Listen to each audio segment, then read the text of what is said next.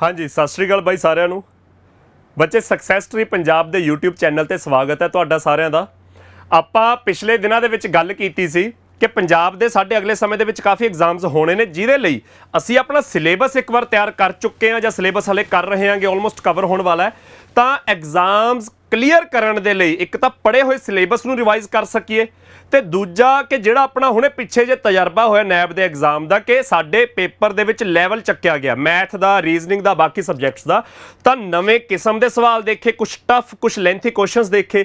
ਤਾਂ ਅਗਲੇ ਸਮੇਂ 'ਚ ਸਾਡੇ PPSC ਨੇ ਕੁਝ ਪੇਪਰ ਕੰਡਕਟ ਕਰਨੇ ਆ, PSSB ਨੇ ਪੇਪਰ ਕੰਡਕਟ ਕਰਨੇ ਆ, ਤਾਂ ਉਹਨਾਂ ਐਗਜ਼ਾਮਸ ਦੇ ਵਿੱਚ ਅਸੀਂ ਆਪਣਾ ਚੰਗਾ ਪਰਫਾਰਮ ਕਰ ਸਕੀਏ, ਪੇਪਰ ਕਰੈਕ ਕਰ ਸਕੀਏ। ਤਾਂ ਉਹਦੇ ਲਈ ਸਕਸੈਸ ਟਰੀ ਪੰਜਾਬ ਤੇ ਬਿਲਕੁਲ ਇੱਕ free of cost YouTube series start ਕੀਤੀ ਗਈ ਹੈ ਜਿਹਦੇ ਵਿੱਚ ਤੁਸੀਂ ਸਾਰੀ ਪ੍ਰੈਕਟਿਸ ਕਰੋਗੇ ਤੇ ਨਵੇਂ ਤਰ੍ਹਾਂ ਦੇ ਕੁਝ ਵੱਖਰੇ ਸਵਾਲ ਦੇਖੋਗੇ ਜਿਹੜੇ ਕਿ ਅਗਲੇ ਸਮੇਂ 'ਚ ਪੇਪਰ 'ਚ ਆਉਣ ਦੇ ਪੂਰੇ ਚਾਂਸਿਸ ਨੇ। ਤਾਂ ਉਹਦੇ ਲਈ ਅੱਜ ਆਪਣੀ ਪਹਿਲੀ ਕਲਾਸ ਹੈ, ਤੁਹਾਡੇ ਨਾਲ ਪੂਰਾ ਟਾਈਮ ਟੇਬਲ ਸ਼ੇਅਰ ਕੀਤਾ ਹੋਇਆ। ਪਹਿਲੇ ਦਿਨ ਮੈਥ ਦੀ ਕਲਾਸ ਹੈ ਸੋਮਵਾਰ ਨੂੰ, ਦੈਨ ਆਪਣੀ ਰੀਜ਼ਨਿੰਗ ਦੀ ਕੱਲ ਕਲਾਸ ਦੇਖੋਗੇ, ਪਰਸੋਂ ਤੁਸੀਂ GS ਦੀ ਦੇਖੋਗੇ, ਫਿਰ ਮੈਥ ਦੀ ਕਲਾਸ, ਇੰਗਲਿਸ਼ ਦੀ ਕਲਾਸ ਤੇ ਸ਼ਨੀਵਾਰ ਨੂੰ ਫਿਰ GS ਦੀ ਕਲਾਸ। ਤਾਂ ਹਰ ਹਫਤੇ ਆਪਣੇ 6 ਦਿਨ ਦਾ ਇਹ ਸ਼ੈਡਿਊਲ ਰਹਿਣਾ। ਤਾਂ ਅੱਜ ਪਹਿਲੀ ਕਲਾਸ ਦੇ ਵਿੱਚ ਬੱਚੇ ਆਪਾਂ ਮੈਥ ਦੇ ਵਿੱਚ ਪਰਸੈਂਟੇਜ ਕਵਰ ਕਰਾਂਗੇ। ਸਿਲੇਬਸ ਇੱਕ ਵਾਰ ਤੁਸੀਂ ਕਰ ਚੁੱਕੇ ਹੋ ਜਾਂ ਕਰ ਰਹੇ ਹੋਗੇ। ਇੱਕ ਤਾਂ ਉਹਦੀ ਪ੍ਰੈਕਟਿਸ ਸਾਡੇ ਧਿਆਨ 'ਚ ਹੋਊਗੀ ਕਿ ਅਸੀਂ ਉਹਦੀ ਪ੍ਰੈਕਟਿਸ ਕਰ ਸਕੀਏ। ਦੂਜਾ ਕੁਝ ਚੰਗੇ ਕਿਸਮ ਦੇ ਸਵਾਲ ਜਿਹੜੇ ਕਿ ਆਮ ਤੌਰ ਤੇ ਨਹੀਂ ਦੇਖੇ ਜਾਂਦੇ ਉਹ ਕਰ ਸਕੀਏ। ਤਾਂ ਸਾਡਾ ਪੂਰੇ ਦਾ ਪੂਰਾ ਮਨੋਰਥ ਇਸ ਸੀਰੀਜ਼ ਦਾ ਇਹ ਰਹੂਗਾ। ਤਾਂ ਜਿੰਨੇ ਸਟੂਡੈਂਟਸ ਜੁੜ ਚੁੱਕੇ ਨੇ ਸਾਰਿਆਂ ਨੂੰ ਬੇਨਤੀ ਹੈ ਕਿ ਸੈਸ਼ਨ ਨੂੰ ਲਾਈਕ ਸ਼ੇਅਰ ਕਰਦੇ ਜਾਓ ਤੇ ਜਿਵੇਂ ਜਿਵੇਂ ਮੈਂ ਪੜਾਉਂਦਾ ਜਾਂਦਾ ਜਿਹੜੇ ਕੁਐਸਚਨਸ ਤੁਹਾਨੂੰ ਆਲਰੇਡੀ ਆਉਂਦੇ ਨੇ ਤੁਸੀਂ ਆਨਸਰ ਕਰਦੇ ਜਾਓ। ਜਿਹੜੇ ਕੁਐਸਚਨਸ ਤੁਸੀਂ ਪਹਿਲੀ ਵਾਰ ਦੇਖੇ ਹੋਣਗੇ ਜਾਂ ਨਹੀਂ ਆਉਂਦੇ ਹੋਣਗੇ ਉਹ ਸਾਰਾ ਕਾਪੀ ਪੈਨ ਛੱਡ ਕੇ ਹੋਰ ਸਾਰੇ ਕੰਮ ਛੱਡ ਕੇ ਤੁਸੀਂ ਚੰਗੀ ਤਰ੍ਹਾਂ ਸਮਝੋ ਕਿ ਟੀਚਰ ਕਿਵੇਂ ਪੜ੍ਹਾ ਰਿਹਾ ਹੈਗਾ। ਤਾਂ ਬੱਚੇ ਆਪਾਂ ਸਟਾਰਟ ਕਰ ਦਿਆਂਗੇ। ਆਪਣਾ ਪਹਿਲਾ ਸਵਾਲ ਹੈ ਪਰਸੈਂਟੇਜ ਦਾ। ਐਗਜ਼ਾਮੀਨਰ ਕਹਿੰਦਾ ਇਨ ਐਨ ਐਗਜ਼ਾਮੀਨੇਸ਼ਨ A ਕੋਈ ਸਟੂਡੈਂਟ ਹੈ got 25% marks more than B ਤੇ B got 10% less than C whereas C got 25% more than D। ਤਾਂ ਐਗਜ਼ਾਮੀਨਰ ਨੇ 4 ਸਟੂਡੈਂਟਸ ਦਾ ਡਾਟਾ ਦਿੱਤਾ ਹੋਇਆ ਕਿ ਉਹਨਾਂ ਦੇ ਕਿੰਨੇ ਮਾਰਕਸ ਆਏ। A ਦੇ ਮਾਰਕਸ ਕਹਿੰਦੇ B ਤੋਂ 25% ਜ਼ਿਆਦਾ ਨੇ, ਪਰਸੈਂਟੇਜ ਦੇ ਵਿੱਚ ਦਿੱਤਾ ਹੋਇਆ। B ਦੇ C ਤੋਂ 10% ਘੱਟ ਨੇ, C ਦੇ D ਤੋਂ 25% ਜ਼ਿਆਦਾ ਨੇ। ਤਾਂ ਐਗਜ਼ਾਮੀਨਰ ਕਹਿੰਦਾ ਜੇ D ਦੇ 320 ਨੰਬਰ ਆਏ out of 500 then the marks obtained by A ਵਰ। ਤਾਂ A ਦੇ ਮਾਰਕਸ ਦੱਸੋ ਕੀ ਨੇ। ਤਾਂ ਬੱਚੇ ਧਿਆਨ ਨਾਲ ਦੇਖੋ, ਇੱਥੇ ਐਗਜ਼ਾਮੀਨਰ ਨੇ ਸਾਨੂੰ 4 ਸਟੂਡੈਂਟਸ ਦਾ ਡਾਟਾ ਦਿੱਤਾ ਹੋਇਆ A B C ਤੇ D ਦਾ। ਚਾਰਾਂ ਦਾ ਰਿਲੇਸ਼ਨ ਕੀ ਦਿੱਤਾ, A ਦਾ B ਦੇ ਨਾਲ ਰਿਲੇਸ਼ਨ ਦਿੱਤਾ। ਮੈਂ ਰਿਲੇਸ਼ਨ ਐਕਸਪਲੇਨ ਕਰਦਾ ਪਰ ਕੁਐਸਚਨ ਕਿਵੇਂ ਕਰਨਾ ਹੈਗਾ 10-15 ਸਕਿੰਟਾਂ 'ਚ ਆਨਸਰ ਕਿਵੇਂ ਆ ਜੇ ਉਹ ਵੀ ਦੇਖਾਂਗੇ। B ਦਾ C ਦੇ ਨਾਲ ਦਿੱਤਾ ਹੋਇਆ ਕਿ ਗੈਟਸ 10% ਲੈਸ ਦੈਨ C ਦਾ D ਦੇ ਨਾਲ ਦਿੱਤਾ। ਤੇ ਫਾਈਨਲੀ ਸਾਨੂੰ D ਦੇ ਮਾਰਕਸ ਦਿੱਤੇ ਆ 320। ਤਾਂ D ਦੇ ਮਾਰਕਸ ਬੱਚੇ 320 ਉਰੇ ਲਿਖ ਲਓ, ਇਹ D ਦੇ ਮਾਰਕਸ ਨੇ। ਹੁਣ D ਦਾ C ਦੇ ਨਾਲ ਰਿਲੇਸ਼ਨ ਦਿੱਤਾ ਤਾਂ D ਤੋਂ C ਕੱਢ ਸਕਦੇ ਆ। C ਤੇ D ਦਾ ਰਿਲੇਸ਼ਨ ਕੀ ਹੈ 25% ਜ਼ਿਆਦਾ। C ਦੇ ਮਾਰਕਸ D ਨਾਲੋਂ 25% ਜ਼ਿਆਦਾ ਨੇ। ਬੱਚੇ 25% ਦੀ ਫ੍ਰੈਕਸ਼ਨ ਕੀ ਹੁੰਦੀ ਹੈ 1/4। ਤਾਂ 1/4 ਜ਼ਿਆਦਾ ਦਾ ਮਤਲਬ ਕੀ ਹੁੰਦਾ ਹੈ ਬੱਚੇ 1/4 ਦਾ ਮਤਲਬ ਤਾਂ ਹੁੰਦਾ 4 ਵਿੱਚੋਂ 1 ਦੀ ਗੱਲ ਹੋ ਰਹੀ ਹੈ। ਪਰ 1/4 ਮੋਰ ਦਾ ਮਤਲਬ ਹੁੰਦਾ 4 ਦੇ ਵਿੱਚ 1 ਜ਼ਿਆਦਾ। ਯਾਨੀ ਕਿ ਜੇ D ਦੇ ਮਾਰਕਸ 4 ਨੇ ਤਾਂ C ਦਾ 1 ਜ਼ਿਆਦਾ ਨੰਬਰ ਹੈ 5। ਤਾਂ D ਦੇ 4 ਨੇ ਤਾਂ C ਦਾ 1 ਜ਼ਿਆਦਾ ਹੈ 5। ਪਰ 4 ਦੀ ਵੈਲਿਊ ਤਾਂ ਬੱਚੇ ਸਾਨੂੰ 320 ਦਿੱਤੀ ਹੋਈ ਹੈ। ਜੇ 4 ਦੀ ਵੈਲਿਊ 320 ਹੈ ਤਾਂ 5 ਦੀ ਵੈਲਿਊ 500 ਆ ਗਈ, ਸੌਰੀ 400 ਆ ਗਈ। ਜੇ 4 ਦੀ ਵੈਲਿਊ 80 ਗੁਣਾ ਹੈ ਤਾਂ 5 ਦੀ ਵੈਲਿਊ ਵੀ 80 ਗੁਣਾ ਆ ਗਈ 400। ਹੁਣ C ਦੇ ਮਾਰਕਸ ਜਦੋਂ ਨਿਕਲ ਆਏ ਉੱਥੋਂ B ਦੇ ਦੇਖੋ, B get 10% less than C। 10% ਸਾਰੇ ਦੇ ਦਿਮਾਗ 'ਚ ਹੈ ਕਿ 1/10 ਹੁੰਦਾ। 1/10 ਲੈਸ ਦਾ ਮਤਲਬ 10 ਤੋਂ 1 ਘੱਟ। C ਦੇ ਜੇ 10 ਨੇ ਤਾਂ B ਦੇ 1 ਘੱਟ 9 ਨੇ। 10 ਦੀ ਵੈਲਿਊ 400 ਹੈ 40 ਗੁਣਾ, ਤਾਂ 9 ਦੀ ਵੈਲਿਊ ਵੀ 40 ਗੁਣਾ ਹੋ ਜੂ 360। B ਦੇ ਮਾਰਕਸ ਆ ਗਏ 360। ਦੈਨ A ਤੇ B ਦਾ ਰਿਲੇਸ਼ਨ ਕੀ ਹੈ, A ਦੇ 25% ਜ਼ਿਆਦਾ ਨੇ B ਨਾਲੋਂ। ਜਿਵੇਂ C ਦੇ D ਨਾਲੋਂ 25% ਜ਼ਿਆਦਾ ਸੀ ਤੇ ਉਹ 5-4 ਬਣੇ ਤਾਂ A ਦੇ B ਨਾਲੋਂ 25% ਜ਼ਿਆਦਾ ਨੇ ਉਹ 5-4 ਬਣ ਜਾਣਗੇ। 4 ਦੀ ਵੈਲਿਊ 360 ਹੈ ਬੱਚੇ 90 ਗੁਣਾ, ਤਾਂ 5 ਦੀ ਵੈਲਿਊ ਵੀ 90 ਗੁਣਾ ਆ ਗਈ 450। ਤਾਂ ਇਹਦੇ ਵਿੱਚ ਬੱਚੇ ਤੁਸੀਂ ਕੰਬਾਈਨਡ ਰੇਸ਼ੀਓ ਕੱਢਣ ਦੀ ਜਮਾ ਲੋੜ ਨਹੀਂ ਹੈਗੀ। ਤੁਸੀਂ C ਤੇ D ਦਾ ਰਿਲੇਸ਼ਨ ਦੇਖੋ, D ਦੇ ਮਾਰਕਸ ਹੈ C ਦੇ ਨਿਕਲੇ ਹੋਣਗੇ। BC ਦਾ ਰਿਲੇਸ਼ਨ ਦੇਖ ਕੇ C ਦੇ ਮਾਰਕਸ ਨਿਕਲ ਗਏ, B ਦੇ ਨਿਕਲੇ ਹੋਣਗੇ। AB ਦਾ ਰਿਲੇਸ਼ਨ ਦੇਖ ਕੇ B ਦੇ ਨਿਕਲੇ ਹੋਇਆ A ਦੇ ਨਿਕਲੇ ਹੋਣਗੇ। ਤਾਂ A ਦੇ ਮਾਰਕਸ ਆ ਗਏ ਬੱਚੇ ਤੁਹਾਡਾ D ਆਪਸ਼ਨ 450 ਨੰਬਰ। ਤਾਂ ਐਗਜ਼ਾਮੀਨਰ ਨੇ ਹੀ ਪੁੱਛਿਆ ਸੀ ਮਾਰਕਸ ਓਬਟੇਨਡ ਬਾय A ਵਰ 450। ਬੱਚੇ ਅਗਲਾ ਕੁਐਸਚਨ ਦੇਖੋ। ਅਗਲਾ ਕੁਐਸਚਨ ਹੈ 2 ਨੰਬਰ ਨੇ A and B are such that the sum of sum ਕਾਹਦਾ 5% of A and 4% of B। Examiner ਕਹਿੰਦਾ ਦੋ ਨੰਬਰ ਨੇ A ਤੇ B ਤੇ ਉਹਨਾਂ ਦਾ ਸਮ ਕੀ ਹੈ? ਕਾਹਦਾ ਸਮ? 5% ਆਫ A ਤੇ 4% ਆਫ B। ਉਹ ਸਮ ਕਿਹਦੇ ਬਰਾਬਰ ਹੈ? ਉਹ ਬਰਾਬਰ ਹੈ 2/3 of the sum of 6% of A and 8% of B। ਤਾਂ ਐਗਜ਼ਾਮੀਨਰ ਕਹਿੰਦਾ A ਤੇ B ਦੀ ਰੇਸ਼ੋ ਦੱਸੋ ਜੀ। ਬੱਚੇ ਸਮ ਦੇਖੋ ਕਾਹਦਾ? 5% ਆਫ A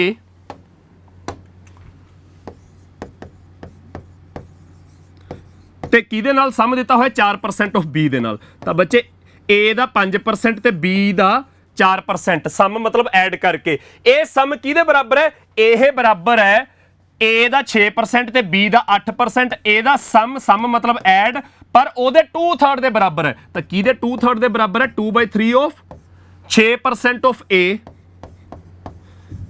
ਤੇ 8% ਆਫ B ਇਹਦੇ ਬਰਾਬਰ ਹੈ ਬੱਚੇ। ਤਾਂ ਬੱਚੇ ਤੁਸੀਂ ਆਹ ਦੇਖੋ, ਜਿਹੜਾ ਇਹਦੇ ਹੇਠਾਂ 3 ਲੱਗਿਆ, 3 ਇਧਰ ਕ੍ਰਾਸ ਮਲਟੀਪਲਾਈ ਹੋ ਜਾਊਗਾ। 3 ਇਧਰ ਕ੍ਰਾਸ ਮਲਟੀਪਲਾਈ ਹੋ ਗਿਆ ਤਾਂ 5 ਗੁਣਾ 3 15% ਆਫ A ਪਲੱਸ 3 ਇਧਰ ਵੀ ਮਲਟੀਪਲਾਈ ਹੋ ਜੂ 12% ਆਫ B। ਕਿਹਦੇ ਬਰਾਬਰ ਹੋ ਗਿਆ?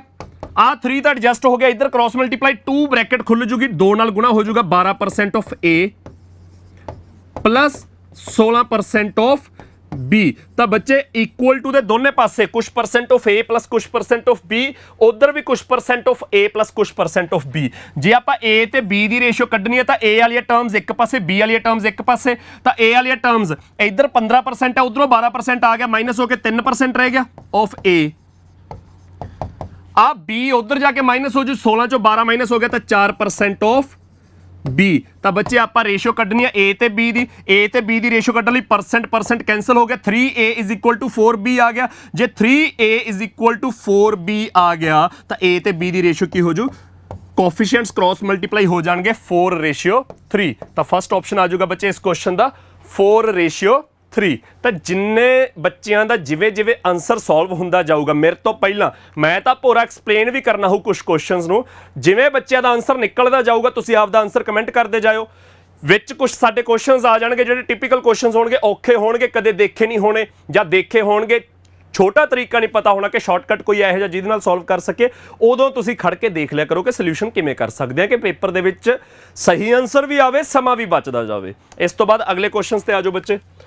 ਅਗਲਾ question, the salary of a person is increased by 10% in the first year and by 35% in the second year. Examiner ਕਹਿੰਦਾ ਕਿਸੇ ਬੰਦੇ ਦੀ ਤਨਖਾਹ ਪਹਿਲੇ ਸਾਲ 10% ਇਨਕਰੀਜ਼ ਹੋਈ, ਅਗਲੇ ਸਾਲ 35% ਵੀ ਇਨਕਰੀਜ਼ ਹੋਈ, but his salary is decreased by 20% in the third year। ਤਾਂ ਐਗਜ਼ਾਮੀਨਰ ਕਹਿੰਦਾ find the overall percent change in his salary in 3 years। ਬੱਚੇ ਤੁਹਾਡੇ ਵਿੱਚੋਂ ਕੁਝ ਬੱਚਿਆਂ ਨੇ ਸਕਸੈਸਿਵ ਇਨਕਰੀਜ਼ ਪੜਿਆ ਹੋਊਗਾ। ਸਕਸੈਸਿਵ ਇਨਕਰੀਜ਼ ਦੇ ਨਾਲ ਤੁਸੀਂ ਓਵਰਆਲ ਚੇਂਜ ਕਿਵੇਂ ਫਾਈਂਡ ਕਰਦੇ ਹੋ? ਸਕਸੈਸਿਵ ਇਨਕਰੀਜ਼ ਦੇ ਨਾਲ ਫਾਈਂਡ ਕਰਦੇ ਸੀ ਆਪਾਂ A plus B plus AB over 100, ਪਰ ਸਕਸੈਸਿਵ ਇਨਕਰੀਜ਼ ਦੇ ਨਾਲ ਜਿਹੜਾ ਓਵਰਆਲ ਚੇਂਜ, ਇੱਥੇ ਵੀ ਓਵਰਆਲ ਪਰਸੈਂਟ ਚੇਂਜ ਹੀ ਫਾਈਂਡ ਕਰਨਾ। ਉੱਥੇ ਜਿਹੜਾ ਚੇਂਜ ਫਾਈਂਡ ਹੁੰਦਾ ਸੀ, ਜਿਹੜਾ ਮੈਂ ਫਾਰਮੂਲਾ ਦੱਸਿਆ, ਉਹ 2 ਵੈਲਿਊਜ਼ ਦਾ ਸੌਖਾ ਨਿਕਲੇ ਹੁੰਦਾ ਸੀ। ਇੱਥੇ ਕੀ 3 ਵੈਲਿਊਜ਼ ਨੇ ਕਿ ਬੰਦੇ ਦੀ ਤਨਖਾਹ ਪਹਿਲੇ ਸਾਲ 10% ਇਨਕਰੀਜ਼ ਹੋਈ, ਅਗਲੇ ਸਾਲ 35% ਇਨਕਰੀਜ਼ ਹੋਈ ਤੇ ਤੀਜੇ ਸਾਲ ਦੇ ਵਿੱਚ ਉਹਦੀ ਤਨਖਾਹ 20% ਡਿਕਰੀਜ਼ ਹੋਈ। ਤਾਂ ਆਹ 3 ਚੇਂਜਸ ਤੋਂ ਬਾਅਦ ਐਗਜ਼ਾਮੀਨਰ ਕਹਿੰਦਾ, ਬੱਚੇ ਇਨਕਰੀਜ਼ ਵੇਲੇ ਮੈਂ ਉੱਪਰਲਾ ਤਾਂ ਡਿਕਰੀਜ਼ ਵੇਲੇ ਥੱਲੇ, ਐਗਜ਼ਾਮੀਨਰ ਕਹਿੰਦਾ 3 ਚੇਂਜਸ ਦਾ ਓਵਰਆਲ ਦੱਸੋ ਉਹਦੀ ਸੈਲਰੀ ਤੇ ਕੀ ਪ੍ਰਭਾਵ ਪਿਆ, ਉਹਦੀ ਸੈਲਰੀ ਓਵਰਆਲ ਕਿੰਨੀ ਚੇਂਜ ਹੋਈ। ਤਾਂ ਬੱਚੇ ਜਦੋਂ 2 ਤੋਂ ਜ਼ਿਆਦਾ ਚੇਂਜਸ ਹੋਣ ਉਦੋਂ ਅਸੀਂ ਸਕਸੈਸਿਵ ਇਨਕਰੀਜ਼ ਨਹੀਂ ਯੂਜ਼ ਕਰਾਂਗੇ, ਜਾਂ ਫਿਰ 2 ਚੇਂਜਸ ਹੋਣ ਪਰ ਸਾਡੀਆਂ ਪਰਸੈਂਟ ਵੈਲਿਊਜ਼ ਇਹੋ ਜਿਹੀਆਂ ਹੁਣ 16 2/3 12.5%, 26 2/3%, ਉਦੋਂ ਵੀ ਅਸੀਂ ਸਕਸੈਸਿਵ ਇਨਕਰੀਜ਼ ਦਾ ਫਾਰਮੂਲਾ ਨਹੀਂ ਯੂਜ਼ ਕਰਾਂਗੇ। ਉਦੋਂ ਅਸੀਂ ਫ੍ਰੈਕਸ਼ਨਸ ਦੇ ਨਾਲ ਕੁਐਸਚਨ ਸੋਲਵ ਕਰ ਦਾਂਗੇ। ਤਾਂ 10% ਦੀ ਫ੍ਰੈਕਸ਼ਨ ਹੁੰਦੀ ਹੈ 1/10, 1/10 ਇਨਕਰੀਜ਼ ਦਾ ਮਤਲਬ ਕੀ ਬਣ ਗਿਆ 11/10। ਇਸੇ ਤਰ੍ਹਾਂ 35% ਦੀ ਫ੍ਰੈਕਸ਼ਨ 7/20, 7/20 ਦਾ ਇਨਕਰੀਜ਼ ਕੀ ਬਣ ਗਿਆ 27/20। ਆ ਜਿਹੜੀਆਂ ਮੈਂ ਬੱਚੇ ਫ੍ਰੈਕਸ਼ਨਾਂ ਕੱਢਦਾ ਜਾਣਾ ਤੁਹਾਡੇ ਕੋਲ, ਇਸੇ ਤਰ੍ਹਾਂ 20% ਦੀ ਫ੍ਰੈਕਸ਼ਨ ਵੀ ਮੈਂ ਕੱਢ ਦੂੰਗਾ, ਉਹ ਬਣ ਗਈ 20% ਡਿਕਰੀਜ਼ ਹੈ ਤਾਂ 4/5 ਰਹਿ ਗਿਆ, ਐਰੋ ਥੱਲੇ ਲੱਗੂਗਾ।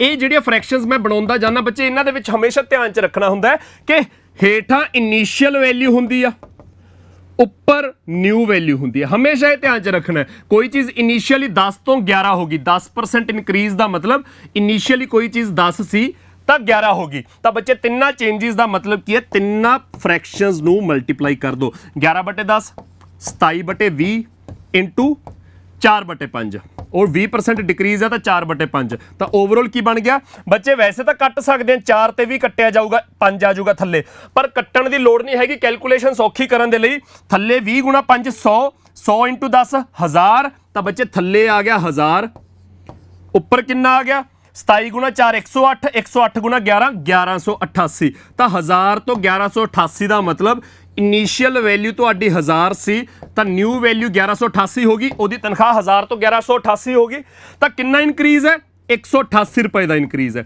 188 रुपए का इंक्रीज परसेंटेज दे विच की बनया वो हमेशा इनीशियल दे नाल कंपैरिजन करके परसेंटेज कड्डी जाऊगी। तो 188 की परसेंटेज 1000 तो कड्डनी है तो परसेंटेज कड्डण लई मल्टीप्लाई 100 00 00 कैंसल थल्ले एक डिजिट है 1 0 है तो एक डेसिमल आ जाऊगा 18.8% का इनक्रीज। तो इस क्वेश्चन का आंसर बच्चे हमेशा ध्यान च रखना है, इनीशियल वैल्यू घट है न्यू वैल्यू ज्यादा है ना उपरली वैल्यू ज्यादा है तो इस करके यह इनक्रीज है। जे किते उपर 972 रह जाता 864 रह जाता फिर वो डिक्रीज होंदा, परसेंटेज ओदी भी 1000 दे नाल ही निकलनी सी इनीशियल दे नाल पर वो फिर डिक्रीज होंदा। हुण उपरली वैल्यू न्यू वैल्यू ज्यादा है तो आंसर साडा इनक्रीज दे विच आऊगा। समझ आ गया बच्चे सारिਆਂ ਨੂੰ। अगला क्वेश्चन बच्चे SSC CGL 2014 का पेपर होया सीगा। 2014 का मतलब पेपर कैंसल होया सीगा ते दोबारा एग्जाम होया सीगा। ओदा क्वेश्चन की है PVR cinemas reduces their ticket price from ₹80 to ₹64। PVR वाले ने अपनी टिकट 80 रुपए तो सस्ती करके 64 रुपए की करती। टिकट सस्ती होने करके की होया कि बई यार जो पहला टिकट वेचते सी एक बंदे तो 80 रुपए लेंदे सी हुण ओदी थां ते 64 रुपए लैणगे तो PVR वाले का तो नुकसान होया ना, जिहड़ी एक टिकट पहले 80 की बेचनी सी 64 की विक रही है हुण। अगे एग्जामिनर कहता due to this reason ticket सस्ती करने करके their total income increases by 28%। उन्हां दी टोटल इनकम 28% इनक्रीज कर गई। इनक्रीज किवें कर गई, टिकट तो सस्ती कीती है 80 वाली 64 की करती तो इनकम घटनी चाहिए सी, वध किवें गई, वध बच्चे इस तरह गई कि मान लो दिवाली दी छुट्टियां हुई सीगियां PVR वाले कहते भी लोग वेले ने गए, करोना दे 2-3 साल लंघ गए, किसी ने कुछ नहीं घरों बाहर निकल के देखा। आपां टिकट सस्ती करते हैं, लोगों को लालच दिंदे कि 80 की थां ते 64 रुपए लगणगे तब लोग ज्यादा अट्रैक्ट होए, ज्यादा लोग फिल्म देखण आ गए, ज्यादा लोग फिल्म देखण आ गए। That's why there income increases by 28%। Examiner वही पूछ रहा है find the percent increase in the number of visitors. तो विजिटर्स किन्ने ज्यादा होए ये दसना है। तो बच्चे ध्यान नाल देखो PVR वाले की इनकम काहदे ते खड़ी है। PVR वालियां दी इनकम खड़ी है कि एक टिकट दे 80 रुपए लेंदे सी, चलो अज 64 लै रहे ने, अलग गल है। एक टिकट किन्ने दी बेच रहे ने इंटू किन्ने लोग देखण आ रहे ने। तो बच्चे PVR दी कुल इनकम है जिहड़ी काहदे ते होऊगी, डिपेंड करूगी number of visitors into each ticket. हर एक टिकट किन्ने रुपए दी है तो बच्चे हर एक टिकट किन्ने रुपए दी है इंटू नंबर ऑफ विजिटर्स वो साडी इनकम बन जू। इनकम वो कहते 28% इनक्रीज कर गई। 28% की फ्रैक्शन की होंगी आ, 28% की फ्रैक्शन होर ना कुछ होवे तो 128/100 तो लिख ही सकते हैं बच्चे। 28% इनक्रीज नूं होर कुछ ना लिखिए 128/100 तो लिख ही सकते हैं। तो इनकम होगी 128/100। पिछले क्वेश्चन च मैं समझाया क्या इंक्रीज डिक्रीज दी जिहड़ियां फ्रैक्शनां हुंदियां ने हेठां इनीशियल वैल्यू उपर new value is equal to number of visitors नूं 20 मान लो इंटू ईच टिकट हेठां इनीशियल वैल्यू उपर न्यू वैल्यू। तो बच्चे इनू सॉल्व करके साडी 20 की वैल्यू आ जू। 20 की विजिटर्स की जो फ्रैक्शन बन गई उहदे विच हेठां इनीशियल उपर न्यू देख लांगे कितना वध घट है, साडा आंसर आ जाऊगा। बच्चे कैलकुलेशन देखो किवें हुंदी आ। 4 दे टेबल च 32, 4 दे टेबल च 25, 32 ते 64 कट्टिया गया 2 आ गया, यह कट्टिया गया 40 आ गया, 40 उपर चल गया तो 20 की वैल्यू कितनी आ गई बच्चे तुहाडी 20 की वैल्यू आ गई 40 उपर चल गया, उधर उपर 2 कट्टिया गया 25 थल्ले तो 40/25 यानी कि 8/5। 8/5 का मतलब विजिटर्स इनीशियली 5 सीगे हुण 8 ने तो किन्ने इनक्रीज कर गए बच्चे 3 इनक्रीज कर गए। 3 इनक्रीज करके परसेंटेज दे विच दसना तो 5 तो दसांगे 3/5 सारिਆਂ ਨੂੰ पता मल्टीप्लाई 100 करके 60% आ जाऊगा। तो बच्चे इस क्वेश्चन का आंसर तुहाडा C ऑप्शन 60%। तो कुछ इस तरह करना है, सारे का सारा स्ट्रक्चर खड़ा है इस क्वेश्चन का कि तुहानू ये पता होवे कि PVR वालियां दी कुल इनकम की है, number of visitors into each ticket किन्ने दी बेच रहे ने। तो वो सानू ਇਨਕਮ ਪਤਾ 28% ਇਨਕਰੀਜ਼ ਕਰ ਗਈ, ਉਹਦੀ ਫ੍ਰੈਕਸ਼ਨ ਲਿਖ ਲਈ। ਨੰਬਰ ਆਫ ਵਿਜ਼ਿਟਰਸ ਕੁਛ ਨਹੀਂ ਪਤਾ, 20 ਲਿਖ ਲਿਆ। ਈਚ ਟਿਕਟ 80 ਦੀ ਵੇਚਦੇ ਸੀ, 64 ਦੀ ਵੇਚ ਰਹੇ ਨੇ। ਹੁਣ ਤਾਂ ਹਮੇਸ਼ਾ ਆਪਾਂ ਇਨੀਸ਼ੀਅਲ ਵੈਲਿਊ ਥੱਲੇ ਨਿਊ ਵੈਲਿਊ ਉੱਪਰ ਲਿਖਣੀ ਹੈ, ਤਾਂ ਉਹਨੂੰ ਸੋਲਵ ਕਰਕੇ ਸਾਡੀ 20 ਦੀ ਫ੍ਰੈਕਸ਼ਨ ਆ ਗਈ।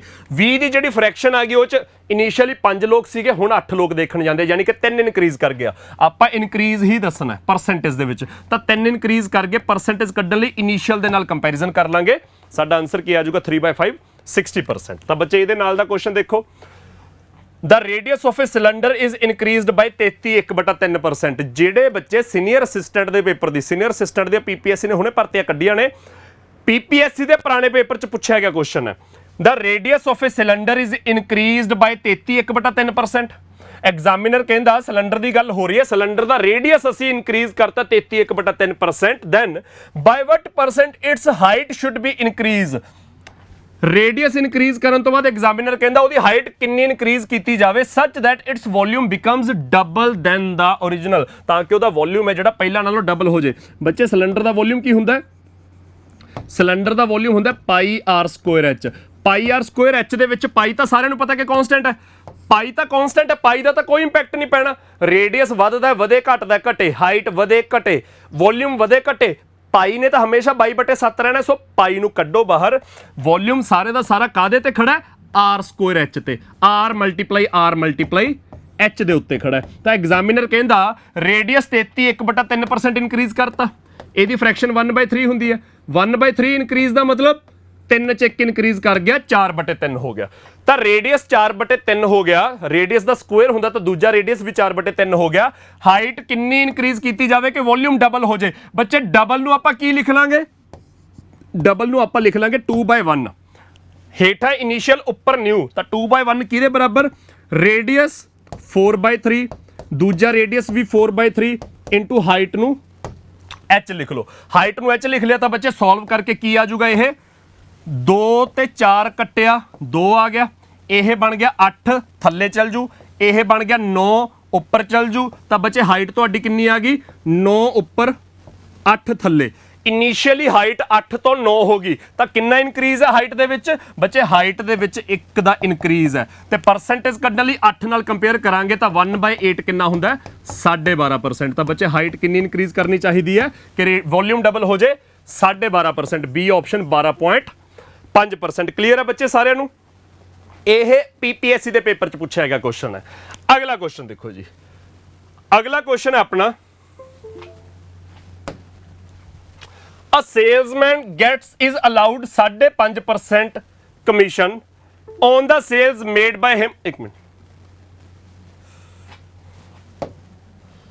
ਹਾਂ ਬੱਚੇ ਆਹ ਕੁਐਸਚਨ ਹੈ ਆਪਣਾ, a salesman gets a commission on total sales at 9%।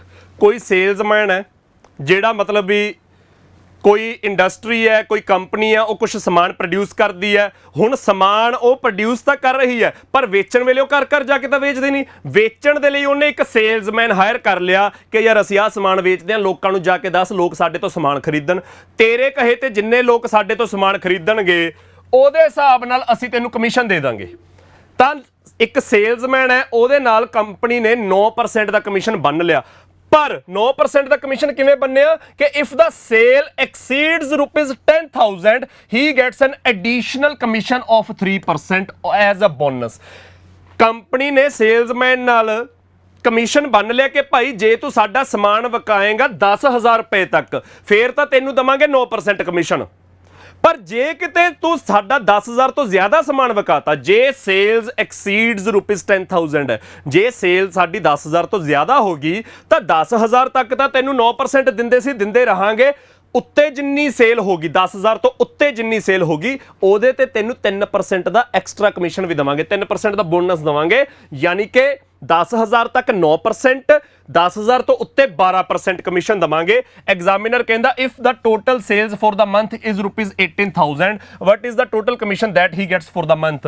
ਤਾਂ ਜੇ ਕੁੱਲ 18,000 ਦੀਆਂ ਸੇਲਸ ਹੋਈਆਂ ਨੇ ਤਾਂ ਉਹਨੂੰ ਕਿੰਨਾ ਕਮਿਸ਼ਨ ਮਿਲਿਆ ਇਹ ਦੱਸੋ। ਬੱਚੇ ਕਮਿਸ਼ਨ ਕਿਵੇਂ ਬੰਨਿਆ? ਅਪ ਟੂ 10,000 ਤਾਂ ਉਹਦੇ ਨਾਲ ਬੰਨ ਲਿਆ 9% ਤੇ 10,000 ਤੋਂ ਜ਼ਿਆਦਾ ਜਦੋਂ ਸੇਲਸ ਹੁੰਦੀਆਂ ਨੇ ਉਦੋਂ ਉਹਦੇ ਨਾਲ ਬੰਨ ਲਿਆ 12%। ਹੁਣ ਸਾਨੂੰ ਕਹਿੰਦੇ ਵੀ ਕੁੱਲ 18,000 ਦੀ ਸੇਲ ਹੋਈ ਹੈ। 18,000 ਦੀ ਸੇਲ ਹੋਣ ਦਾ ਮਤਲਬ 18,000 ਦੀ ਸੇਲ ਹੋਣ ਦਾ ਮਤਲਬ ਕੀ ਹੈ? 10,000 ਦੇ ਉੱਤੇ 9% ਉੱਤੇ ਕਿੰਨਾ 8,000 ਹੋਰ ਹੈ, ਉਹਦੇ ਤੇ ਉਹਨੂੰ 12% ਮਿਲੂਗਾ। ਤਾਂ ਬੱਚੇ 10,000 ਦਾ 9% ਕਿੰਨਾ ਬਣ ਗਿਆ? 10,000 ਦਾ 9% ਬਣ ਗਿਆ 900 ਰੁਪਏ। ਤੇ ਜਿਹੜੇ ਉੱਤੇ 8,000 ਹੈ, ਕਿਉਂਕਿ ਕੁੱਲ 18,000 ਦੀ ਸੇਲ ਹੈ, ਤਾਂ 8,000 ਦਾ 12% ਉਹਨੂੰ ਬਣ ਜੂਗਾ 960 ਰੁਪਏ। 8,000 ਦਾ 1% 80 ਰੁਪਏ ਹੈ। 8,000 ਆਪਣੇ ਆਪ ਚ ਕੰਪਲੀਟ ਵੈਲਿਊ ਹੈ। 100% ਤਾਂ ਉਹਦਾ 1% 80 ਰੁਪਏ ਹੈ, ਤਾਂ 12% 12 ਗੁਣਾ 80 ਹੋ ਜਾਊਗਾ 960। ਤਾਂ ਬੱਚੇ ਉਹਨੂੰ ਕੁੱਲ ਕਿੰਨਾ ਕਮਿਸ਼ਨ ਮਿਲੂਗਾ? ਪਹਿਲੀ ਸਲੋਟ ਜਿਹੜੀ 10,000 ਦੀ ਹੈ ਉਹਦੇ ਵਿੱਚੋਂ 9% ਦੇ ਹਿਸਾਬ ਨਾਲ 900, ਬਾਕੀ ਉੱਤੇ ਜਿਹੜੇ 8,000 ਨੇ ਉੱਥੇ ਉਹਨੂੰ ਆਪਣਾ ਬੋਨਸ ਵੀ ਨਾਲ ਮਿਲਣਾ, ਤਾਂ 12% ਦੇ ਹਿਸਾਬ ਨਾਲ 960। ਤਾਂ ਕੁੱਲ ਉਹਨੂੰ ਬੋਨਸ ਆਪਣਾ ਕਮਿਸ਼ਨ ਮਿਲੂਗਾ 1,860 ਰੁਪਏ ਦਾ। ਤਾਂ ਬੱਚੇ ਉਹਦਾ ਕਮਿਸ਼ਨ ਕਿੰਨਾ? ਸੀ ਆਪਸ਼ਨ 1,860। ਪੇਪਰਾਂ ਦੇ ਹਿਸਾਬ ਨਾਲ ਗੱਲ ਕਰੀਏ ਤਾਂ ਬੱਚੇ ਪੇਪਰਾਂ ਦੇ ਵਿੱਚ ਕਦੇ ਇਹ ਕੁਐਸਚਨ ਨਹੀਂ ਪੁੱਛਿਆ ਜਾਂਦਾ।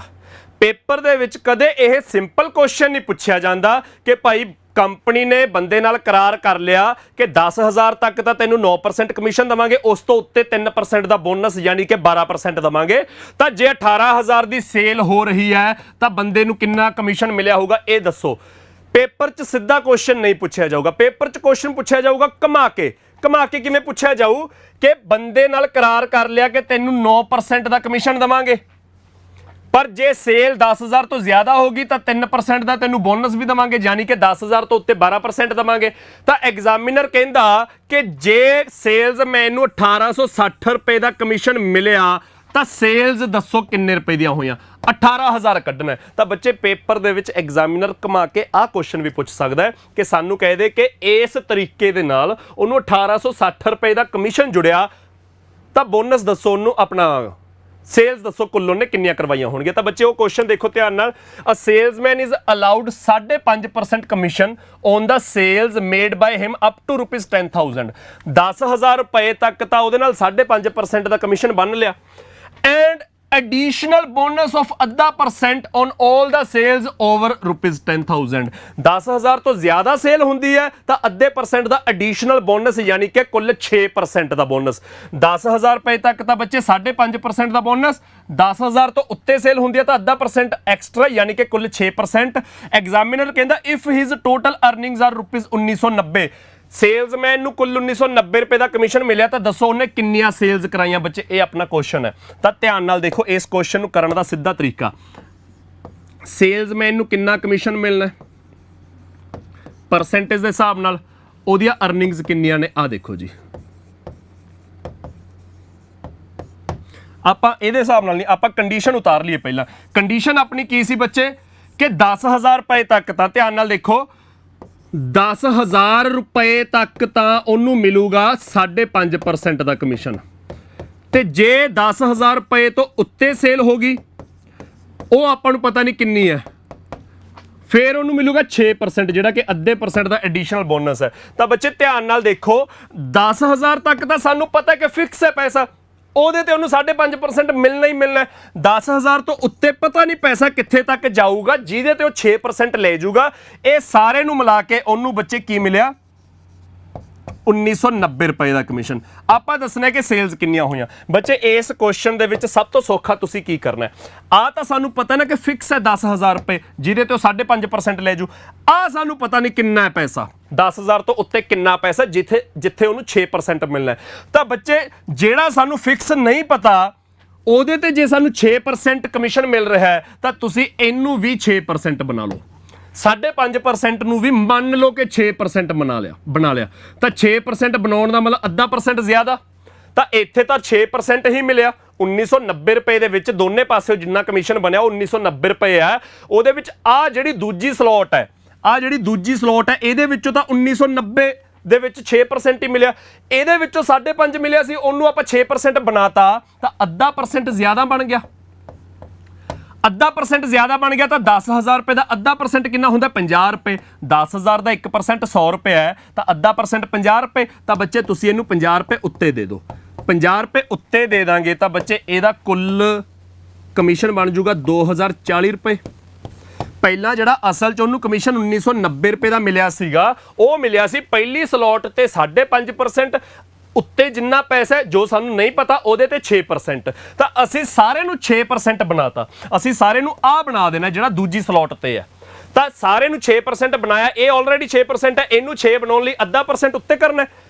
ਇਹਦਾ ਅੱਧਾ % 50 ਰੁਪਏ, 50 ਜੋੜਿਆ ਤਾਂ 2040 ਰੁਪਏ ਦਾ ਕਮਿਸ਼ਨ ਕੀ ਹੈ ਜੇ ਉਹਨੂੰ ਸਾਰੇ ਚੋਂ 6% ਮਿਲੇ। ਇਹਦੇ ਵਿੱਚੋਂ ਵੀ 6%, ਇਹਦੇ ਵਿੱਚੋਂ ਵੀ 6%, ਤਾਂ ਸਾਰੇ ਦਾ 6% 2040 ਹੈ। ਤਾਂ ਬੱਚੇ ਪੂਰੀ ਸੇਲ ਕਿੰਨੀ ਹੋਈ ਹੋਊਗੀ? 6% ਦੀ ਵੈਲਿਊ 2040, ਤਾਂ 1% ਦੀ ਵੈਲਿਊ 340, ਤਾਂ ਪੂਰੀ ਸੇਲ 100%, 34000 ਬੱਚੇ ਤੁਹਾਡਾ ਆਨਸਰ ਆ ਜਾਊਗਾ ਇਸ ਕੁਐਸਚਨ ਦਾ। ਤਾਂ ਆ ਕਲੀਅਰ ਹੈ ਜੀ ਸਾਰਿਆਂ ਨੂੰ? ਸੀ ਆਪਸ਼ਨ ਆ ਜਾਊਗਾ 34000। ਜਦੋਂ ਐਗਜ਼ਾਮੀਨਰ ਨੇ ਸਾਨੂੰ ਕੀ ਕਹਿਤਾ ਕਿ ਕੰਪਨੀ ਨੇ ਸੇਲਜ਼ਮੈਨ ਨਾਲ 5.5% ਦਾ ਕਰਾਰ ਕਰ ਲਿਆ ਅਪ ਟੂ ₹10,000, ਤੇ ਉਸ ਤੋਂ ਉੱਤੇ ਅੱਧੇ % ਦਾ ਐਕਸਟਰਾ ਬੋਨਸ ਮਿਲਿਆ, 6% ਬਣ ਗਿਆ, ਤਾਂ ਕਿੰਨੇ ਰੁਪਏ ਦੀ ਸੇਲ ਹੋਈ ਹੋਊ ਕਿ ਉਹਨੂੰ 1990 ਰੁਪਏ ਦਾ ਕਮਿਸ਼ਨ ਮਿਲ ਜੇ? ਤਾਂ ਬੱਚੇ ਆਪਾਂ 1990 ਰੁਪਏ ਦੇ ਕਮਿਸ਼ਨ ਨੂੰ ਤੋੜ ਲਿਆ 5.5 ਤੇ 6 ਚ, ਪਰ 5.5 ਨੂੰ ਵੀ 6 ਬਣਾਤਾ ਤਾਂ ਅੱਧਾ % ਐਕਸਟਰਾ ਜੁੜ ਗਿਆ। ਅੱਧਾ % 50 ਰੁਪਏ ਬਣਿਆ ਤਾਂ 2040 ਬਣ ਗਿਆ 50 ਰੁਪਏ ਜੋੜ ਕੇ, ਤੇ ਉਹ 2040 ਕੀ ਹੈ? ਜੇ ਆ ਵੀ 6% ਹੋਵੇ, ਆ ਵੀ 6% ਹੋਵੇ, ਤਾਂ ਸਾਰੇ ਦਾ 6% ਬਣ ਗਿਆ। ਸਾਰੇ ਦਾ 6% 2040 ਹੈ, ਤਾਂ 100% ਸੇਲਸ ਕੀ ਹੋਈਆਂ ਹੋਣਗੀਆਂ? ਉਹ ਆ ਗਿਆ ਬੱਚੇ ਆਪਣਾ 34000। ਤਾਂ ਇਹ ਕੁਐਸਚਨ ਆਪਣਾ SSC ਲੈਵਲ ਦੇ ਵਿੱਚ ਕਾਫੀ ਵਾਰ ਪੁੱਛਿਆ ਗਿਆ ਕੁਐਸਚਨ ਹੈ। PPSC ਨੇ ਜਿਹੜਾ ਆਪਣਾ ਲੈਵਲ ਚੱਕਿਆ ਪੇਪਰਾਂ ਦਾ, ਉਹਦੇ ਵਿੱਚ ਕੈਟ ਲੈਵਲ ਦੇ, SSC ਲੈਵਲ ਦੇ, CGL ਲੈਵਲ ਦੇ ਕੁਐਸਚਨਸ ਪੁੱਛੇ ਜਾਂਦੇ ਨੇ, ਤਾਂ ਇਹੋ ਜਿਹੇ ਕੁਐਸਚਨਸ ਕਦੇ ਵੀ ਅੱਗੇ ਦੇਖੇ ਜਾ ਸਕਦੇ ਨੇ। ਇਹ ਗੱਲ ਹੈ ਬੇਸਿਕਲੀ। ਅਗਲਾ ਕੁਐਸਚਨ ਦੇਖੋ ਬੱਚੇ। ਅਗਲਾ question, a salesman is allowed 12% commission on the sales by him up to an amount of ₹15,000। 15,000 ਰੁਪਏ ਦੀ ਸੇਲ ਤੱਕ ਤਾਂ ਆਪਣਾ 12% ਦਾ ਕਮਿਸ਼ਨ ਦਵਾਂਗੇ, and additional bonus of 1% on all the sales made over 15,000। ਤੇ ਜੇ 15,000 ਤੋਂ ਜ਼ਿਆਦਾ ਆਪਣੀਆਂ ਸੇਲਸ ਹੋ ਗਈਆਂ ਫਿਰ 1% ਦਾ ਐਡੀਸ਼ਨਲ ਬੋਨਸ ਯਾਨੀ ਕਿ 13% ਮਿਲੂਗਾ। ਐਗਜ਼ਾਮੀਨਰ ਕਹਿੰਦਾ ਕਿੰਨੇ ਰੁਪਏ ਦੀ ਸੇਲ ਹੋਈ ਹੋਊਗੀ ਜੇ ਉਹਨੂੰ ਕੁੱਲ 7650 ਰੁਪਏ ਦਾ ਕਮਿਸ਼ਨ ਮਿਲਿਆ? ਤਾਂ ਬੱਚੇ 15,000 ਤੱਕ ਦੇਖੋ, 15,000 ਰੁਪਏ ਤੱਕ ਤਾਂ ਆਪਾਂ ਉਹਨੂੰ ਦੇਣੇ ਆ 12% ਦੇ ਹਿਸਾਬ ਨਾਲ ਕਮਿਸ਼ਨ। 15,000 ਤੋਂ ਉੱਤੇ ਸਾਨੂੰ ਪਤਾ ਨਹੀਂ ਹੈ ਕਿੰਨਾ ਪੈਸਾ ਹੈ। ਉੱਪਰਲਾ 15,000 ਤੱਕ ਕਲੀਅਰ ਹੈ ਕਿ ਉਹ 15 ਹੀ ਹੈ, ਆਹ ਪਤਾ ਨਹੀਂ ਕਿੰਨਾ ਪੈਸਾ ਹੈਗਾ, ਤਾਂ ਹੀ ਮੈਂ ਡਾਟ ਜੇ ਲਾ ਦਿੰਦਾ ਪਿੱਛੇ। ਉੱਥੇ ਉਹਨੂੰ 1% ਦਾ ਐਡੀਸ਼ਨਲ ਬੋਨਸ ਯਾਨੀ ਕਿ 13% ਦੇਣਾ। ਤਾਂ ਐਗਜ਼ਾਮੀਨਰ ਕਹਿੰਦਾ ਉਹਨੇ ਕਿੰਨੀਆਂ ਸੇਲਸ ਕਰਾਈਆਂ ਹੋਣਗੀਆਂ ਕਿ 7650 ਰੁਪਏ ਬਣ ਜਾਣ ਉਹਨੂੰ? ਤਾਂ ਬੱਚੇ ਸਭ ਤੋਂ ਸੌਖਾ ਤਰੀਕਾ ਕੀ ਹੈ? ਆਹ 13% ਹੈ, ਤਾਂ ਇਹਨੂੰ ਵੀ 13 ਬਣਾਓ। ਇਹਨੂੰ 13 ਬਣਾਉਣ ਦੇ ਲਈ 1% ਇਨਕਰੀਜ਼ ਕਰਾਂਗੇ, ਇਹਨੂੰ 13 ਬਣਾਉਣ ਦੇ ਲਈ 1% ਇਨਕਰੀਜ਼ ਕਰਾਂਗੇ, ਤਾਂ 15,000 ਦਾ 1% 150 ਰੁਪਇਆ ਹੋਰ ਕਮਿਸ਼ਨ ਮਿਲ ਜੂ। ਤਾਂ 150 ਰੁਪਇਆ ਹੋਰ ਕਮਿਸ਼ਨ ਮਿਲ ਗਿਆ, ਤਾਂ ਬੱਚੇ ਉਹਦਾ ਕਮਿਸ਼ਨ ਕਿੰਨਾ ਬਣ ਗਿਆ? 7650 ਚ 150 ਜੋੜਿਆ 7800 ਰੁਪਏ। ਇਹ 7800 ਰੁਪਏ ਕਮਿਸ਼ਨ ਕੀ ਹੈ? ਅਸਲ ਚ ਤਾਂ 7650 ਦਾ ਕਮਿਸ਼ਨ ਸੀ। ਆਪਾਂ ਆਹ ਪੈਸਾ ਜਿਹੜਾ 15,000 ਤੋਂ ਉੱਤੇ, ਇਹਦੇ ਤੇ ਤਾਂ 13% ਹੈਗਾ ਹੀ ਆ, 15,000 ਨੂੰ ਵੀ 13% ਤੇ ਲੈ ਆਏ ਤਾਂ 1% ਇਨਕਰੀਜ਼ ਕੀਤਾ। 15,000 ਦਾ 1% 150 ਰੁਪਇਆ ਕਮਿਸ਼ਨ ਮਿਲ ਗਿਆ, ਉਹ 150 ਜੋੜ ਕੇ 7800 ਬਣ ਗਿਆ। ਕਦੋਂ? ਜਦੋਂ ਸਾਰਾ ਪੈਸਾ ਹੀ 13% ਕਮਿਸ਼ਨ ਤੇ ਲਿਆ। ਸਾਰੀਆਂ ਦੀਆਂ ਸਾਰੀਆਂ ਸੇਲਸ 13% ਕਮਿਸ਼ਨ ਤੇ ਹੋਈਆਂ, ਤਾਂ 13% ਕਮਿਸ਼ਨ 7800 ਰੁਪਏ ਦੇ ਬਰਾਬਰ ਹੈ।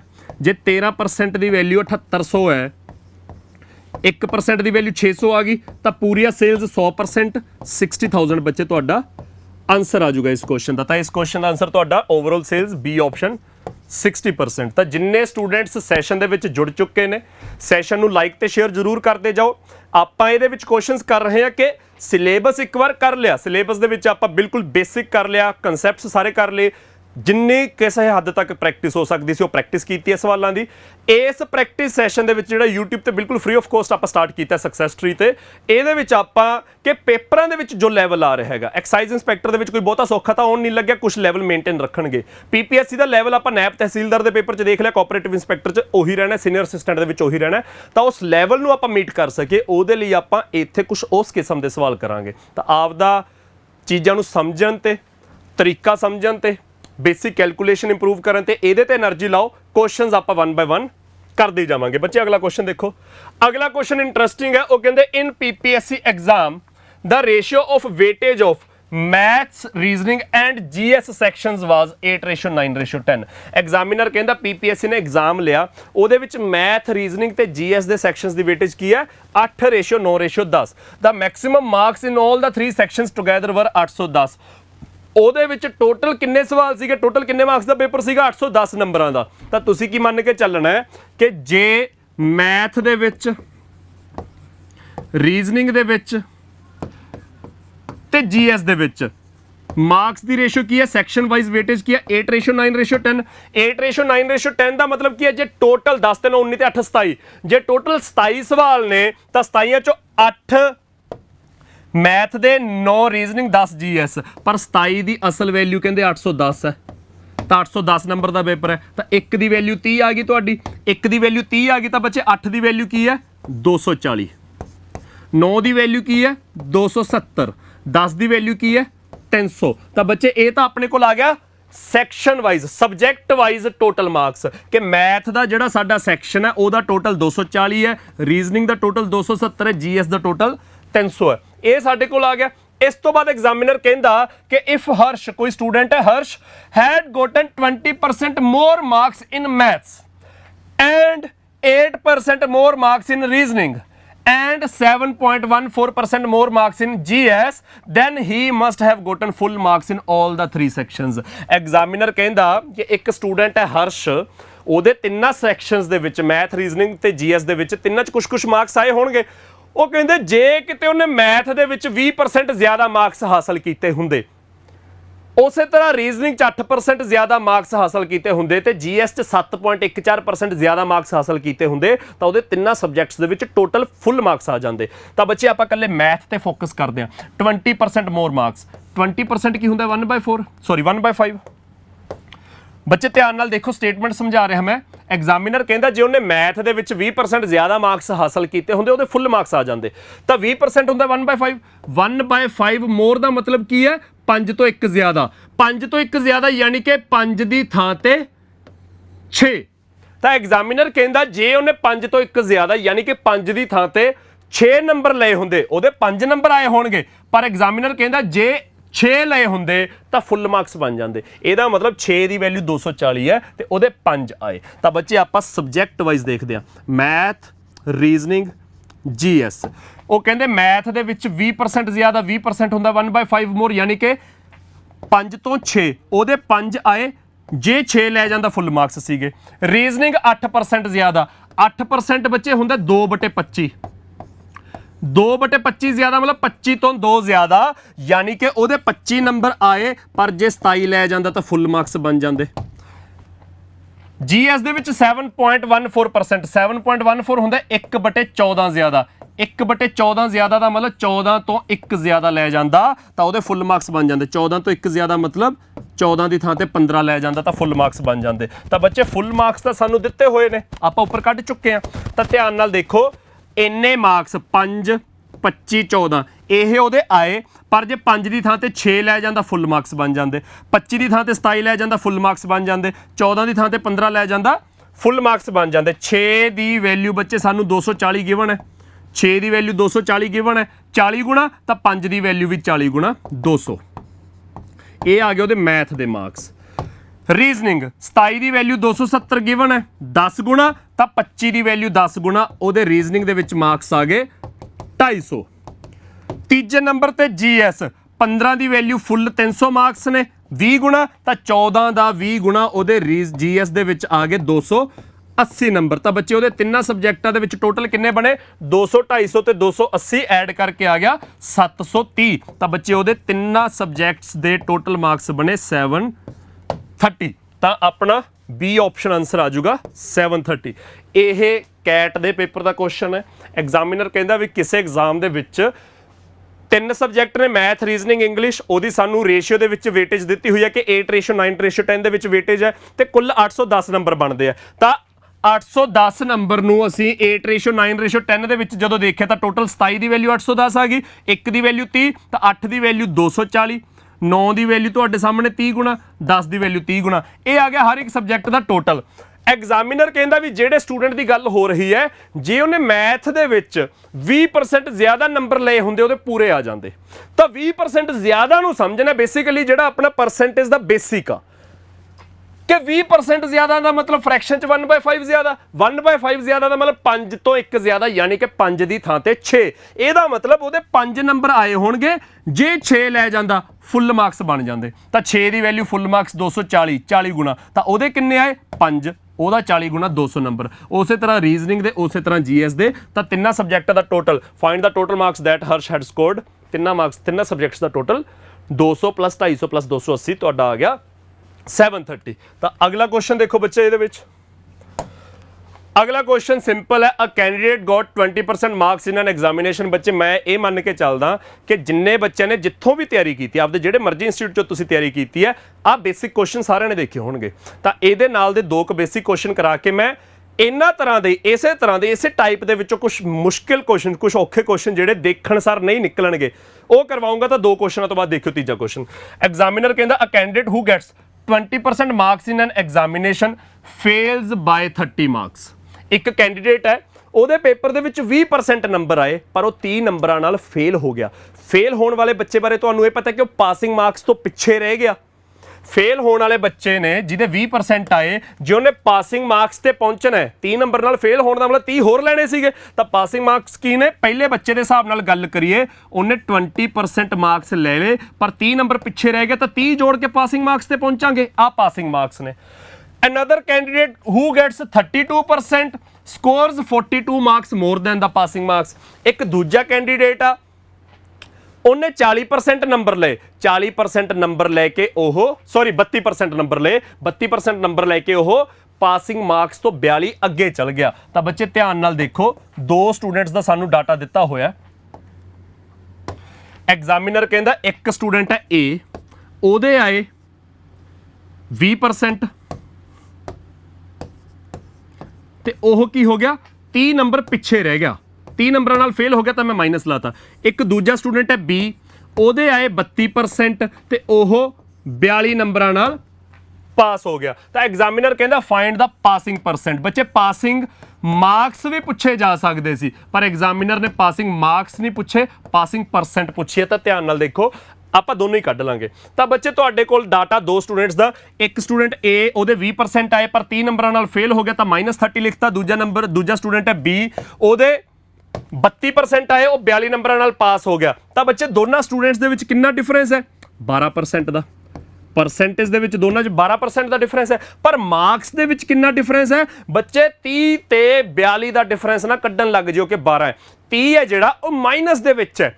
ਪਾਸਿੰਗ ਮਾਰਕਸ, ਆ ਮੇਰਾ ਹੱਥ ਪਾਸਿੰਗ ਮਾਰਕਸ ਹੈ, ਤਾਂ 30 ਪਿੱਛੇ ਹੈਗਾ, 42 ਇਧਰਲੇ ਪਾਸੇ ਅੱਗੇ ਹੈਗਾ। ਤਾਂ ਇਹਨਾਂ ਦੇ ਵਿੱਚ ਡਿਫਰੈਂਸ, ਜੇ ਤਾਂ 30 ਨਾਲ ਪਾਸ 42 ਨਾਲ ਪਾਸ ਦੋਨੇ ਪਾਸ ਹੋਏ ਹੁੰਦੇ ਫਿਰ ਤਾਂ 12 ਸੀ, ਪਰ ਹੁਣ ਇੱਕ ਬੱਚਾ 30 ਨਾਲ ਫੇਲ ਹੈ, ਦੂਜਾ 42 ਨਾਲ ਪਾਸ ਹੈ, ਤਾਂ 72 ਨੰਬਰ ਦਾ ਡਿਫਰੈਂਸ ਆ।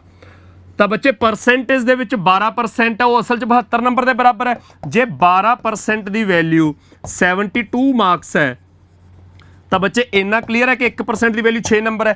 1% ਦੀ ਵੈਲਿਊ, ਮੈਂ ਪਰਸੈਂਟ ਪਾ ਦਾਂ, ਨਿਸ਼ਾਨੀ ਲਾ ਦਈਏ, 1% ਦੀ ਵੈਲਿਊ 6 ਨੰਬਰ ਹੈ, ਤਾਂ ਅਸੀਂ ਪਾਸਿੰਗ ਪਰਸੈਂਟ ਫਾਈਂਡ ਕਰਨਾ ਹੈ। ਪਾਸਿੰਗ ਪਰਸੈਂਟ ਲਈ ਕੋਈ ਵੀ ਇੱਕ ਸਟੂਡੈਂਟ ਚੱਕ ਲਓ, ਚਾਹੇ ਤੁਸੀਂ B ਚੱਕ ਲਓ, ਕੋਈ ਇੱਕ ਚੱਕ ਲਓ। ਤਾਂ ਪਾਸਿੰਗ ਪਰਸੈਂਟ ਕੱਢਣੇ ਤਾਂ A ਦੇ ਕਿੰਨੇ ਆ, 20%, ਤਾਂ 20% ਤਾਂ ਹੈਗੇ ਆ। ਜੇ 30 ਨੰਬਰ ਹੋਰ ਲੈ ਲੈਂਦਾ, ਕਿਉਂਕਿ ਫੇਲ ਹੋਇਆ ਹੈ, ਜੇ 30 ਨੰਬਰ ਹੋਰ ਲੈ ਲੈਂਦਾ ਤਾਂ ਪਾਸ ਹੋ ਜਾਂਦਾ। ਤਾਂ ਬੱਚੇ ਪਾਸਿੰਗ ਪਰਸੈਂਟ ਕੀ ਹੈ,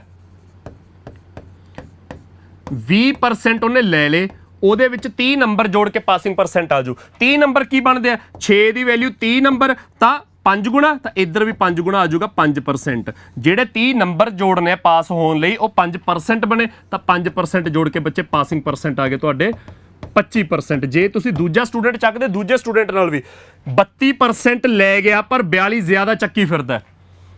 ਅਸੀਂ ਪਾਸਿੰਗ ਪਰਸੈਂਟ ਕੱਢਣਾ, ਤਾਂ 42 ਨਹੀਂ ਚਾਹੀਦੇ, ਵਾਪਸ ਪਾਸਿੰਗ ਪਰਸੈਂਟ ਤੇ ਆਉਣਾ, ਤਾਂ 32% ਚੋਂ 42 ਕੱਢੋ। 6 ਨੰਬਰ ਜੇ 1% ਬਣਦਾ, ਤਾਂ 42 ਨੰਬਰ 7 ਗੁਣਾ, ਤਾਂ 7%। 32 ਚੋਂ 7 ਕੱਢੋ ਬੱਚੇ, 25% ਹੀ ਤੁਹਾਡਾ ਆਨਸਰ ਆਉਂਦਾ, ਡੀ ਆਪਸ਼ਨ। ਕਲੀਅਰ ਹੈ ਬੱਚੇ ਸਾਰਿਆਂ ਨੂੰ? ਇਹ ਆਪਣਾ PSSB ਦੇ ਜਿਹੜੇ ਕਲਰਕ ਲੈਵਲ ਦੇ ਪੇਪਰ ਨੇਗੇ, ਉਹਨਾਂ ਦੇ ਵਿੱਚ ਕਾਫੀ ਵਾਰ ਪੁੱਛਿਆ ਗਿਆ ਕੁਐਸਚਨ ਹੈ। ਬਹੁਤ ਸਿੰਪਲ ਕੁਐਸਚਨ ਹੈ। ਪਾਸਿੰਗ ਮਾਰਕਸ ਕੱਢਣੇ ਆ, ਪਾਸਿੰਗ ਪਰਸੈਂਟ। ਜੇ ਬੱਚੇ ਪਾਸਿੰਗ ਮਾਰਕਸ ਕੱਢਣੇ ਹੁੰਦੇ, ਫਿਰ ਆਪਾਂ ਮਾਰਕਸ ਲੈਂਦੇ, ਇਹ ਤਾਂ ਮਾਰਕਸ ਹੈਗੇ ਹੀ ਨੇ, ਇਹ ਵੀ ਮਾਰਕਸ ਲੈ ਲੈਂਦੇ। 20% 1% ਜੇ 6 ਨੰਬਰ ਤਾਂ 20% 120 ਨੰਬਰ, 120 ਦੇ ਵਿੱਚ 30 ਜੋੜ ਦੋ 150 ਬਣ ਜਾਂਦਾ। ਬੱਚੇ ਜੇ ਆਪਾਂ ਪਾਸਿੰਗ ਮਾਰਕਸ ਕੱਢਣੇ ਹੁੰਦੇ ਫਿਰ ਆਹ ਮਾਰਕਸ ਲੈ ਲੈਂਦੇ, ਇਹਨੂੰ ਮਾਰਕਸ ਬਣਾਉਂਦੇ। ਹੁਣ ਆਪਾਂ ਪਾਸਿੰਗ ਪਰਸੈਂਟ ਕੱਢਣੀ ਸੀ ਤਾਂ ਇਹ ਪਰਸੈਂਟੇਜ ਲੈ ਲਈ, ਇਹਦੀ ਪਰਸੈਂਟੇਜ ਕੱਢ ਲਈ ਤਾਂ 25% ਆ ਗਿਆ। ਇਹ ਬੱਚੇ ਬਹੁਤ ਸਿੰਪਲ ਕੁਐਸਚਨ। ਇਹਦੇ ਨਾਲ ਦਾ ਅਗਲਾ ਕੁਐਸਚਨ ਦੇਖੋ, in an examination a student who gets 20% of the maximum marks fails by 5 marks. Another student who scores 30% of the maximum marks gets 20 marks more than the pass marks. 20% ਵਾਲਾ ਬੱਚਾ 5 ਨੰਬਰਾਂ ਨਾਲ fail ਹੋ ਗਿਆ, 30% ਵਾਲਾ ਬੱਚਾ 20 ਨੰਬਰਾਂ ਨਾਲ ਪਾਸ ਹੋ ਗਿਆ। What is the necessary percentage required for passing? Necessary percentage required for passing ਦਾ ਮਤਲਬ passing percent find ਕਰਨਾ ਹੈ। ਤਾਂ ਬੱਚੇ A student, B student, A student ਦੇ ਕਿੰਨੇ ਆਏ 20% ਆਏ ਪਰ ਉਹ 5 ਨੰਬਰਾਂ ਨਾਲ ਫੇਲ ਹੋ ਗਿਆ, -5 ਲਿਖਤਾ। B ਸਟੂਡੈਂਟ ਦੇ 30% ਆਏ ਤੇ ਉਹ 20 ਨੰਬਰਾਂ ਨਾਲ ਪਾਸ ਹੋ ਗਿਆ, ਤਾਂ ਪਾਸ ਲਈ ਤਾਂ ਪਲੱਸ ਹੀ ਲਿਖਾਂਗੇ। ਤਾਂ ਬੱਚੇ ਦੋਨਾਂ ਦਾ ਡਿਫਰੈਂਸ ਲੈ ਲਓ। ਪਰਸੈਂਟੇਜ ਦੇ ਵਿੱਚ ਕਿੰਨਾ ਡਿਫਰੈਂਸ ਹੈ 10% ਦਾ। ਨੰਬਰ ਦੇ ਵਿੱਚ ਕਿੰਨਾ ਡਿਫਰੈਂਸ ਹੈ ਬੱਚੇ, ਇੱਕ ਦੇ 5 ਘੱਟ ਨੇ, ਦੂਜੇ ਦੇ 20 ਜ਼ਿਆਦਾ ਨੇ, ਤਾਂ 25 ਨੰਬਰਾਂ ਦਾ। ਤਾਂ ਇਹਦਾ ਮਤਲਬ 10% ਦੀ ਵੈਲਿਊ 25 ਨੰਬਰ, 10% ਦੀ ਵੈਲਿਊ 25 ਨੰਬਰ, ਤਾਂ 1% ਕਿੰਨਾ ਆ ਗਿਆ 25/10 2.5 ਨੰਬਰ। 1% ਕਿੰਨਾ ਆ ਗਿਆ 2.5 ਨੰਬਰ। ਤੁਸੀਂ ਕੀ ਕੱਢਣਾ ਪਾਸਿੰਗ ਪਰਸੈਂਟੇਜ, ਤਾਂ ਪਹਿਲਾ ਸਟੂਡੈਂਟ ਚੱਕ ਲਾਂਗੇ, ਉਹਦੇ 20% ਆ ਗਏ, 5 ਨੰਬਰ ਹੋਰ ਆ ਜਾਂਦੇ ਤਾਂ ਪਾਸ ਹੋ ਜਾਂਦਾ। ਤਾਂ 20% ਪਲੱਸ 5%, ਸੌਰੀ 5 ਨੰਬਰ। ਬੱਚੇ ਜੇ 2.5 ਨੰਬਰਾਂ ਦਾ 1% ਹੈ ਤਾਂ 5 ਨੰਬਰਾਂ ਦੇ 2% ਬਣ ਗਏ, 5 ਨੰਬਰਾਂ ਦੇ 2% ਬਣ ਗਏ, ਤਾਂ ਪਾਸਿੰਗ ਪਰਸੈਂਟ ਆ ਗਏ ਤੁਹਾਡੇ 22%। ਤਾਂ ਬੱਚੇ ਇਸ ਕੁਐਸਚਨ ਦਾ ਆਨਸਰ ਤੁਹਾਡਾ ਸੈਕਿੰਡ ਆਪਸ਼ਨ 22%। ਤੇ ਮੈਂ ਬਾਰ-ਬਾਰ ਕਹਿ ਰਿਹਾ ਕਿ ਇਸ ਕੁਐਸਚਨ ਦੇ ਵਿੱਚ ਜਿਹੜਾ ਇਸ ਤੋਂ ਪਿਛਲਾ ਕੁਐਸਚਨ ਕਰਾਇਆ ਸੀ, ਇਹ ਦੋਨੇ ਸੌਖੇ ਕੁਐਸਚਨ ਸੀਗੇ।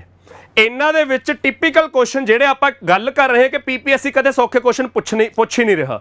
ਪੀਪੀਐਸਸੀ ਦਾ ਉਹ ਜ਼ਮਾਨਾ ਹੀ ਗਿਆ ਜਿਹਦੇ ਵਿੱਚ ਕੋਈ ਸੌਖਾ ਕੁਐਸਚਨ ਇਹੋ ਜਿਹਾ ਪੁੱਛਿਆ ਜਾਵੇ ਕਿ ਆਪਾਂ ਕਹੀਏ ਦੇਖਣ ਸਾਰ ਆਨਸਰ ਆਜੂ, ਜਿਵੇਂ ਆਹ ਸਵਾਲ ਨੇ ਜਿਨ੍ਹਾਂ 'ਚ ਦੇਖਣ ਸਾਰ ਆਨਸਰ ਆਉਂਦਾ। ਤਾਂ ਆਪਾਂ ਇਸ ਸੀਰੀਜ਼ ਦੇ ਵਿੱਚ ਕੁਝ ਉਹੋ ਜਿਹੇ ਸਵਾਲ ਜ਼ਰੂਰ ਕਵਰ ਕਰ ਰਹੇ ਹਾਂ ਜਿਨ੍ਹਾਂ 'ਚ ਦੇਖਣ ਸਾਰ ਆਨਸਰ ਨਹੀਂ ਆਉਂਦਾ। ਸੋ ਇਸ ਕਰਕੇ ਅੱਗੇ ਧਿਆਨ ਨਾਲ ਦੇਖੋ ਅਗਲਾ ਕੁਐਸਚਨ। ਅਗਲਾ ਕੁਐਸਚਨ ਬੱਚੇ ਇਹੀ ਆ ਗਿਆ 3 ਸਟੂਡੈਂਟਸ ਦੇ ਉੱਤੇ, A, B and C scored 28%, 36% and 53% marks in an exam respectively obviously. B and C passed the exam। ਉਹ ਕਹਿੰਦਾ ਕਿਸੇ ਪੇਪਰ ਦੇ ਵਿੱਚ A ਨੇ 28% ਮਾਰਕਸ ਹਾਸਲ ਕੀਤੇ, B ਨੇ 36%, C ਨੇ 53%। ਇੰਨੀ ਗੱਲ ਕਲੀਅਰ ਹੈ। ਉਹ ਕਹਿੰਦਾ ਉਸ ਤੋਂ ਬਾਅਦ ਕਹਿੰਦਾ B ਤੇ C ਨੇ ਤਾਂ ਐਗਜ਼ਾਮ ਪਾਸ ਕਰ ਲਿਆ, 36 ਤੇ 53 ਵਾਲੇ ਪਾਸ ਹੋ ਗਏ, ਬਟ A ਫੇਲ ਹੋ ਗਿਆ। one of them ਦਾ ਮਤਲਬ ਦੱਸਿਆ ਨਹੀਂ ਹੈਗਾ ਕਿਹਦੀ ਗੱਲ ਹੋ ਰਹੀ ਹੈ। one of them got 33 marks more than the passing marks while A failed by 17 marks. Find the passing marks in the exam। ਬੱਚੇ ਬਹੁਤ ਟੇਢਾ ਕੁਐਸਚਨ ਆ। ਐਗਜ਼ਾਮੀਨਰ ਕਹਿੰਦਾ A ਦੇ ਕਿਸੇ ਪੇਪਰ 'ਚ ਆਏ 28%, B ਦੇ 36%, C ਦੇ 53%, ਤੇ ਉਸ ਪੇਪਰ 'ਚ B ਤੇ C ਤਾਂ ਪਾਸ ਹੋ ਗਏ, A ਫੇਲ ਹੋ ਗਿਆ। A ਫੇਲ ਹੋ ਗਿਆ 17 ਨੰਬਰ ਤੇ ਦਿੱਤਾ ਹੋਇਆ, A failed by 17 marks। But ਅੱਗੇ ਕਹਿੰਦਾ ਜਿਹੜੀ ਗੱਲ ਸਾਨੂੰ ਸਾਡਾ ਇਹ ਕੁਐਸਚਨ ਔਖਾ ਕਰ ਰਹੀ ਹੈ, ਉਹ ਕਹਿੰਦੇ one of them got 33 marks more than the passing marks। B ਤੇ C ਦੋਨੇ ਪਾਸ ਹੋਏ ਨੇ ਨਾ, ਉਹਨਾਂ ਚੋਂ ਕਿਸੇ ਇੱਕ ਦੇ 33 ਨੰਬਰ ਜ਼ਿਆਦਾ ਨੇ ਪਾਸਿੰਗ ਨਾਲੋਂ। ਤਾਂ ਸਾਨੂੰ ਨਹੀਂ ਪਤਾ ਉਹ B ਦੇ ਦਿੱਤੇ ਹੋਏ ਜਾਂ C ਦੇ ਦਿੱਤੇ ਹੋਏ, ਤਾਂ ਜਿਹਦੇ ਵੀ ਦਿੱਤੇ ਆ ਉਹ ਕਹਿੰਦੇ ਪਾਸਿੰਗ ਮਾਰਕਸ ਫਾਈਂਡ ਕਰੋ। ਤਾਂ ਬੱਚੇ A, B, C ਆਪਾਂ ਨੂੰ ਦਿੱਤੇ ਹੋਏ ਕਿ 28% A ਦੇ 36%, B ਦੇ 53%, C ਦੇ। ਹੁਣ A ਤਾਂ ਫੇਲ ਹੋ ਗਿਆ 17 ਨੰਬਰ ਨਾਲ, ਪਾਸ ਹੋਣ ਵਾਲੇ ਚੋਂ ਕਿਸੇ ਇੱਕ ਦੇ 33 ਜ਼ਿਆਦਾ ਨੇ, ਉਹ B ਦੇ ਵੀ ਹੋ ਸਕਦੇ, ਉਹ C ਦੇ ਵੀ ਹੋ ਸਕਦੇ। ਤਾਂ ਆਪਾਂ ਦੋਨੇ ਕੇਸ ਬਣਾਉਂਦੇ ਆ, ਇੱਕ ਕੇਸ ਬਣਾਉਂਦੇ ਆ ਜਿਹਦੇ ਵਿੱਚ ਇਹ B ਪਾਸ ਹੋਇਆ, ਇੱਕ ਕੇਸ ਬਣਾਵਾਂਗੇ ਜਿਹਦੇ ਵਿੱਚ C ਪਾਸ ਹੋਇਆ। ਤਾਂ A ਤਾਂ ਫੇਲ ਹੋਇਆ, ਇਹ ਤਾਂ ਕਿਸੇ ਨੂੰ ਨਹੀਂ ਸ਼ੱਕ ਹੈਗਾ। A ਦੇ ਕਿੰਨੇ ਆਏ 28% ਤੇ ਉਹ 17 ਨੰਬਰਾਂ ਨਾਲ ਫੇਲ ਹੋ ਗਿਆ। ਇੱਧਰ ਵੀ ਕੇਸ A ਦਾ ਤਾਂ ਇਹੀ ਰਹਿਣਾ ਕਿ ਉਹਦੇ 28% ਮਾਰਕਸ ਆਏ ਤੇ ਉਹ 17 ਨੰਬਰਾਂ ਨਾਲ ਫੇਲ ਹੋ ਗਿਆ। A ਦਾ ਤਾਂ ਕਲੀਅਰ ਹੈ। ਜੇ ਪਾਸ ਹੋਣ ਵਾਲਾ B ਹੈ ਤਾਂ B ਦੇ ਕਿੰਨੇ ਆਏ 36% ਤੇ ਉਹ ਕੀ ਆ 33 ਨੰਬਰਾਂ ਨਾਲ ਪਾਸ ਹੋ ਗਿਆ। ਪਰ ਜੇ ਉਹ ਪਾਸ ਹੋਣ ਵਾਲਾ C ਹੈ ਤਾਂ C ਦੇ ਆਏ 53% ਤੇ ਉਹ ਕੀ ਹੈ 33 ਨੰਬਰਾਂ ਨਾਲ ਪਾਸ ਹੋ ਗਿਆ। ਇੱਥੇ ਸਾਨੂੰ C ਪਤਾ ਹੈ ਕਿ 53% ਆਏ ਪਰ ਪਾਸ ਫੇਲ ਨਹੀਂ ਪਤਾ। ਇੱਥੇ ਸਾਨੂੰ ਪਤਾ ਹੈ ਕਿ B ਦੇ 36% ਆਏ ਪਰ ਪਾਸ ਫੇਲ ਨਹੀਂ ਪਤਾ। ਇੰਨੀ ਗੱਲ ਕਲੀਅਰ ਹੈ ਬੱਚੇ। ਇੱਕ ਕੇਸ ਲੈ ਲਿਆ ਜਿਹਦੇ ਵਿੱਚ ਪਾਸ ਹੋਣ ਵਾਲਾ B ਹੈ 33 ਮਾਰਕਸ ਮੋਰ ਦੈਨ ਦਾ ਪਾਸਿੰਗ ਮਾਰਕਸ, ਦੂਜੇ 'ਚ C ਮੰਨ ਲਿਆ। ਤਾਂ ਇਹਦੇ ਵਿੱਚ C ਦਾ ਨਹੀਂ ਪਤਾ, ਉਹਦੇ ਵਿੱਚ B ਦਾ ਨਹੀਂ ਪਤਾ। ਹੁਣ ਬੱਚੇ ਧਿਆਨ ਨਾਲ ਦੇਖੋ, ਜਿਹੜਾ ਆਪਾਂ ਪਿਛਲੇ ਕੁਐਸਚਨ 'ਚ ਕੀਤਾ ਸੀ, ਇਹਨਾਂ ਦਾ ਡਿਫਰੈਂਸ ਕਿੰਨਾ ਹੈ? 8%, 28 ਤੇ 36 ਦਾ, ਤੇ ਉਹ 8% ਦੀ ਵੈਲਿਊ ਕਿੰਨੀ ਹੈ? 17 ਘੱਟ 33 ਜ਼ਿਆਦਾ 50 ਨੰਬਰ, ਤਾਂ 8% ਦੀ ਵੈਲਿਊ ਬੱਚੇ 50 ਨੰਬਰ ਹੈ। ਇੱਧਰ ਕੀ ਹੈ? ਡਿਫਰੈਂਸ 25%। ਮਾਰਕਸ ਦੇ ਵਿੱਚ ਕਿੰਨਾ ਡਿਫਰੈਂਸ ਹੈ? 17 ਤੇ 33, ਉਹ ਤਾਂ 50 ਹੀ ਰਹਿਣਾ ਹੈਗਾ। ਤਾਂ ਬੱਚੇ ਇੱਧਰ 25% ਦੀ ਵੈਲਿਊ 50 ਨੰਬਰ ਹੈ। ਜੇ 25% ਦੀ ਵੈਲਿਊ 50 ਨੰਬਰ ਹੈ ਤਾਂ 1% ਦੀ ਵੈਲਿਊ 2 ਨੰਬਰ। ਇੱਧਰ 8% ਦੀ ਵੈਲਿਊ 50 ਨੰਬਰ ਹੈ ਤਾਂ 2 ਤੇ ਡਿਵਾਈਡ ਹੋ ਜਾਊਗਾ, 4% ਦੀ ਵੈਲਿਊ 25 ਨੰਬਰ। ਬੱਚੇ 8% ਦੀ ਵੈਲਿਊ 50 ਨੰਬਰ ਹੈ ਤਾਂ 4% ਦੀ ਵੈਲਿਊ 25 ਨੰਬਰ। ਇੱਧਰ 25% ਦੀ ਵੈਲਿਊ 50 ਨੰਬਰ ਹੈ ਤਾਂ 1% ਦੀ ਵੈਲਿਊ 2 ਨੰਬਰ। ਹੁਣ ਜੇ 1% ਦੀ ਵੈਲਿਊ 2 ਨੰਬਰ ਹੈ ਤਾਂ B ਦੇਖੋ ਕੀ ਬਣਦਾ ਹੈਗਾ। B ਦੇ ਆਏ 36%, ਤਾਂ 36% ਵਾਲਾ ਬੱਚਾ ਕਿੰਨੇ ਮਾਰਕਸ ਲੈ ਜਾਊਗਾ? ਇਹ ਨਾ ਦੇਖੋ, ਇਹ ਦੇਖੋ A ਤੋਂ B ਕਿੰਨਾ ਹੈ। A ਤੋਂ B 28 ਤੋਂ 36 ਕੀ 8% ਜ਼ਿਆਦਾ, 8% ਜ਼ਿਆਦਾ। ਜੇ 1% ਦੀ ਵੈਲਿਊ 2 ਨੰਬਰ ਹੈ ਤਾਂ 8% ਦੀ ਵੈਲਿਊ 16 ਨੰਬਰ ਹੋ ਗਏ, ਤਾਂ 16 ਜ਼ਿਆਦਾ। ਜਿਹੜਾ ਇੱਕ ਜਵਾਕ 17 ਨੰਬਰਾਂ ਨਾਲ ਫੇਲ ਹੋ ਰਿਹਾ ਸੀ, ਕਿਸੇ ਦੂਜੇ ਜਵਾਕ ਦੇ 16 ਨੰਬਰ ਜ਼ਿਆਦਾ ਆ ਜਾਣ ਤਾਂ ਉਹ ਵੀ ਫੇਲ ਹੀ ਹੈ ਨਾ। ਬੱਚੇ ਦੇਖੋ ਪਾਸਿੰਗ ਮਾਰਕਸ ਕੀ ਹੈ? A ਦੇ ਆਏ 28%, ਪਰ ਉਹ 17 ਨੰਬਰਾਂ ਨਾਲ ਫੇਲ ਹੋਇਆ, ਮਤਲਬ ਪਾਸਿੰਗ ਮਾਰਕਸ ਕੀ ਹੋਣਗੇ? 17 ਜ਼ਿਆਦਾ। ਹੁਣ B ਦੇ ਕੀ ਆਏ? B ਦੇ A ਨਾਲੋਂ 8% ਜ਼ਿਆਦਾ ਨੇ, ਜੋ ਕਿ 16 ਨੰਬਰ ਬਣੇ। ਜੇ B ਇਹਦੇ ਤੋਂ 16 ਨੰਬਰ ਜ਼ਿਆਦਾ ਲੈ ਜੇ ਤਾਂ ਪਾਸ ਹੋਣ ਲਈ ਤਾਂ ਫਿਰ 1 ਨੰਬਰ ਪਿੱਛੇ ਹੀ ਰਹਿ ਜਾਊਗਾ, 17 ਚਾਹੀਦੇ ਸੀ। ਤਾਂ B ਇੱਥੇ ਫੇਲ ਹੋ ਗਿਆ, ਕਿਉਂਕਿ 16 ਜੋੜਾਂਗੇ ਤਾਂ 17 ਜੁੜਦੇ ਨਹੀਂ ਹੈਗੇ। ਪਾਸ ਹੋਣ ਲਈ 28% ਦੇ ਵਿੱਚ 17 ਜੋੜਨੇ ਸੀ, ਪਰ B ਦੇ 16 ਹੀ ਜੁੜੇ, ਕਿਉਂਕਿ ਉਹਦੇ 8% ਜ਼ਿਆਦਾ ਨੇ। 1% ਜੇ 2 ਨੰਬਰ ਹੈ ਤਾਂ 8% 16 ਨੰਬਰ ਜ਼ਿਆਦਾ ਹੋਏ, ਉਹ ਫੇਲ ਹੀ ਰਹਿ ਗਿਆ। ਫੇਲ ਹੀ ਰਹਿ ਗਿਆ ਤਾਂ B ਐਂਡ C ਪਾਸ ਵਾਲੀ ਕੰਡੀਸ਼ਨ ਗਲਤ ਹੋ ਗਈ। ਤਾਂ ਇਹਦਾ ਮਤਲਬ ਆਹ ਕੰਡੀਸ਼ਨ ਸਹੀ ਹੈ। ਆਹ ਕੰਡੀਸ਼ਨ ਸਹੀ ਹੈ ਤਾਂ 4% ਦੀ ਵੈਲਿਊ 25 ਨੰਬਰ ਆ ਗਏ ਤੁਹਾਡੇ।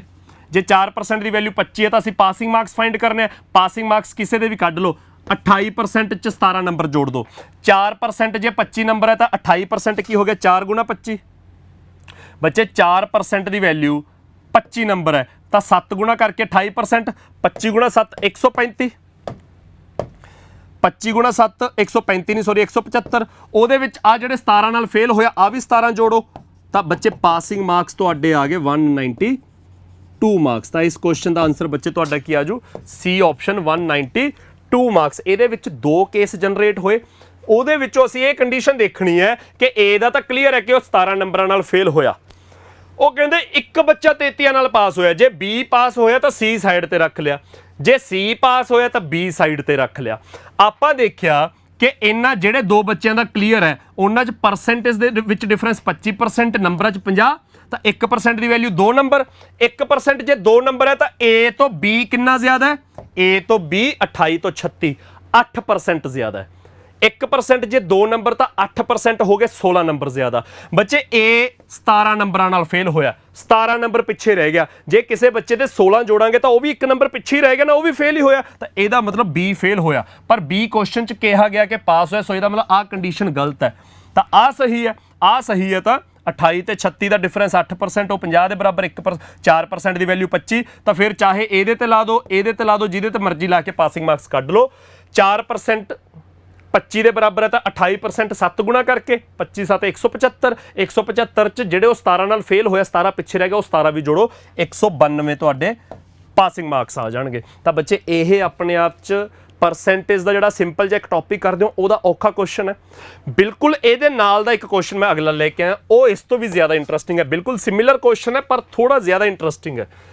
P, Q and R scores. P ਦੇ ਆਏ 36%, Q ਦੇ ਆਏ 41%, R ਦੇ ਆਏ 51%। ਇਨ ਐਨ ਐਗਜ਼ਾਮ ਰਿਸਪੈਕਟਿਵਲੀ R ਪਾਸਡ ਦਾ ਐਗਜ਼ਾਮ, R ਪਾਸ ਹੋ ਗਿਆ ਤੇ Q ਫੇਲ ਹੋ ਗਿਆ। P ਦੇ ਬਾਰੇ ਕੁਝ ਦੱਸਿਆ ਹੀ ਨਹੀਂ, R ਪਾਸ ਹੋ ਗਿਆ, Q ਫੇਲ ਹੋ ਗਿਆ। ਬੱਚੇ Q ਜਿਹਦੇ 41% ਨੇ, ਜੇ ਇਹ ਫੇਲ ਹੋ ਗਿਆ ਤਾਂ P ਵੀ ਤਾਂ ਓਬਵੀਅਸਲੀ ਫੇਲ ਹੀ ਹੋਇਆ ਹੋਊਗਾ, ਉਹਦੇ ਤਾਂ 36% ਨੇ, ਤਾਂ P ਵੀ ਫੇਲ ਹੀ ਹੋਇਆ, ਕੱਲਾ R ਪਾਸ ਹੋਇਆ। ਪਾਸ ਫੇਲ ਕਿਵੇਂ ਹੋਏ? one of them failed by 21 marks. P ਤੇ Q ਦੋਨੇ ਫੇਲ ਹੋਏ ਨੇ, ਦੋਨਾਂ ਚੋਂ ਕੋਈ ਇੱਕ ਜਾਣਾ, ਪਤਾ ਨਹੀਂ ਕੌਣ, 21 ਨੰਬਰਾਂ ਤੇ ਫੇਲ ਹੋਇਆ, ਜਦ ਕਿ R ਪਾਸ ਹੋ ਗਿਆ 39 ਮਾਰਕਸ ਤੇ। Then what is the total marks? In the examination तो टोटल मार्क्स दसने तो ऑप्शन देखो 165 ओनली 267 ओनली आइदर 165 और 267 नाइदर 165 नोर 267 तो बच्चे इंटरेस्टिंग ऑप्शंस ने तो बच्चे इन्नी गल क्लियर है कि दो केस बननगे दो केस केड़े बननगे फेल वाला पता नहीं कौन है ओह फेल वाला वन ऑफ दैम है जिहड़ा वो बच्चे पी भी हो सकता है क्यों भी हो सकता है पास वाला आर क्लीयर है कि 39 मार्क्स से पास हो गया जे आप पी नू फेल मन लीए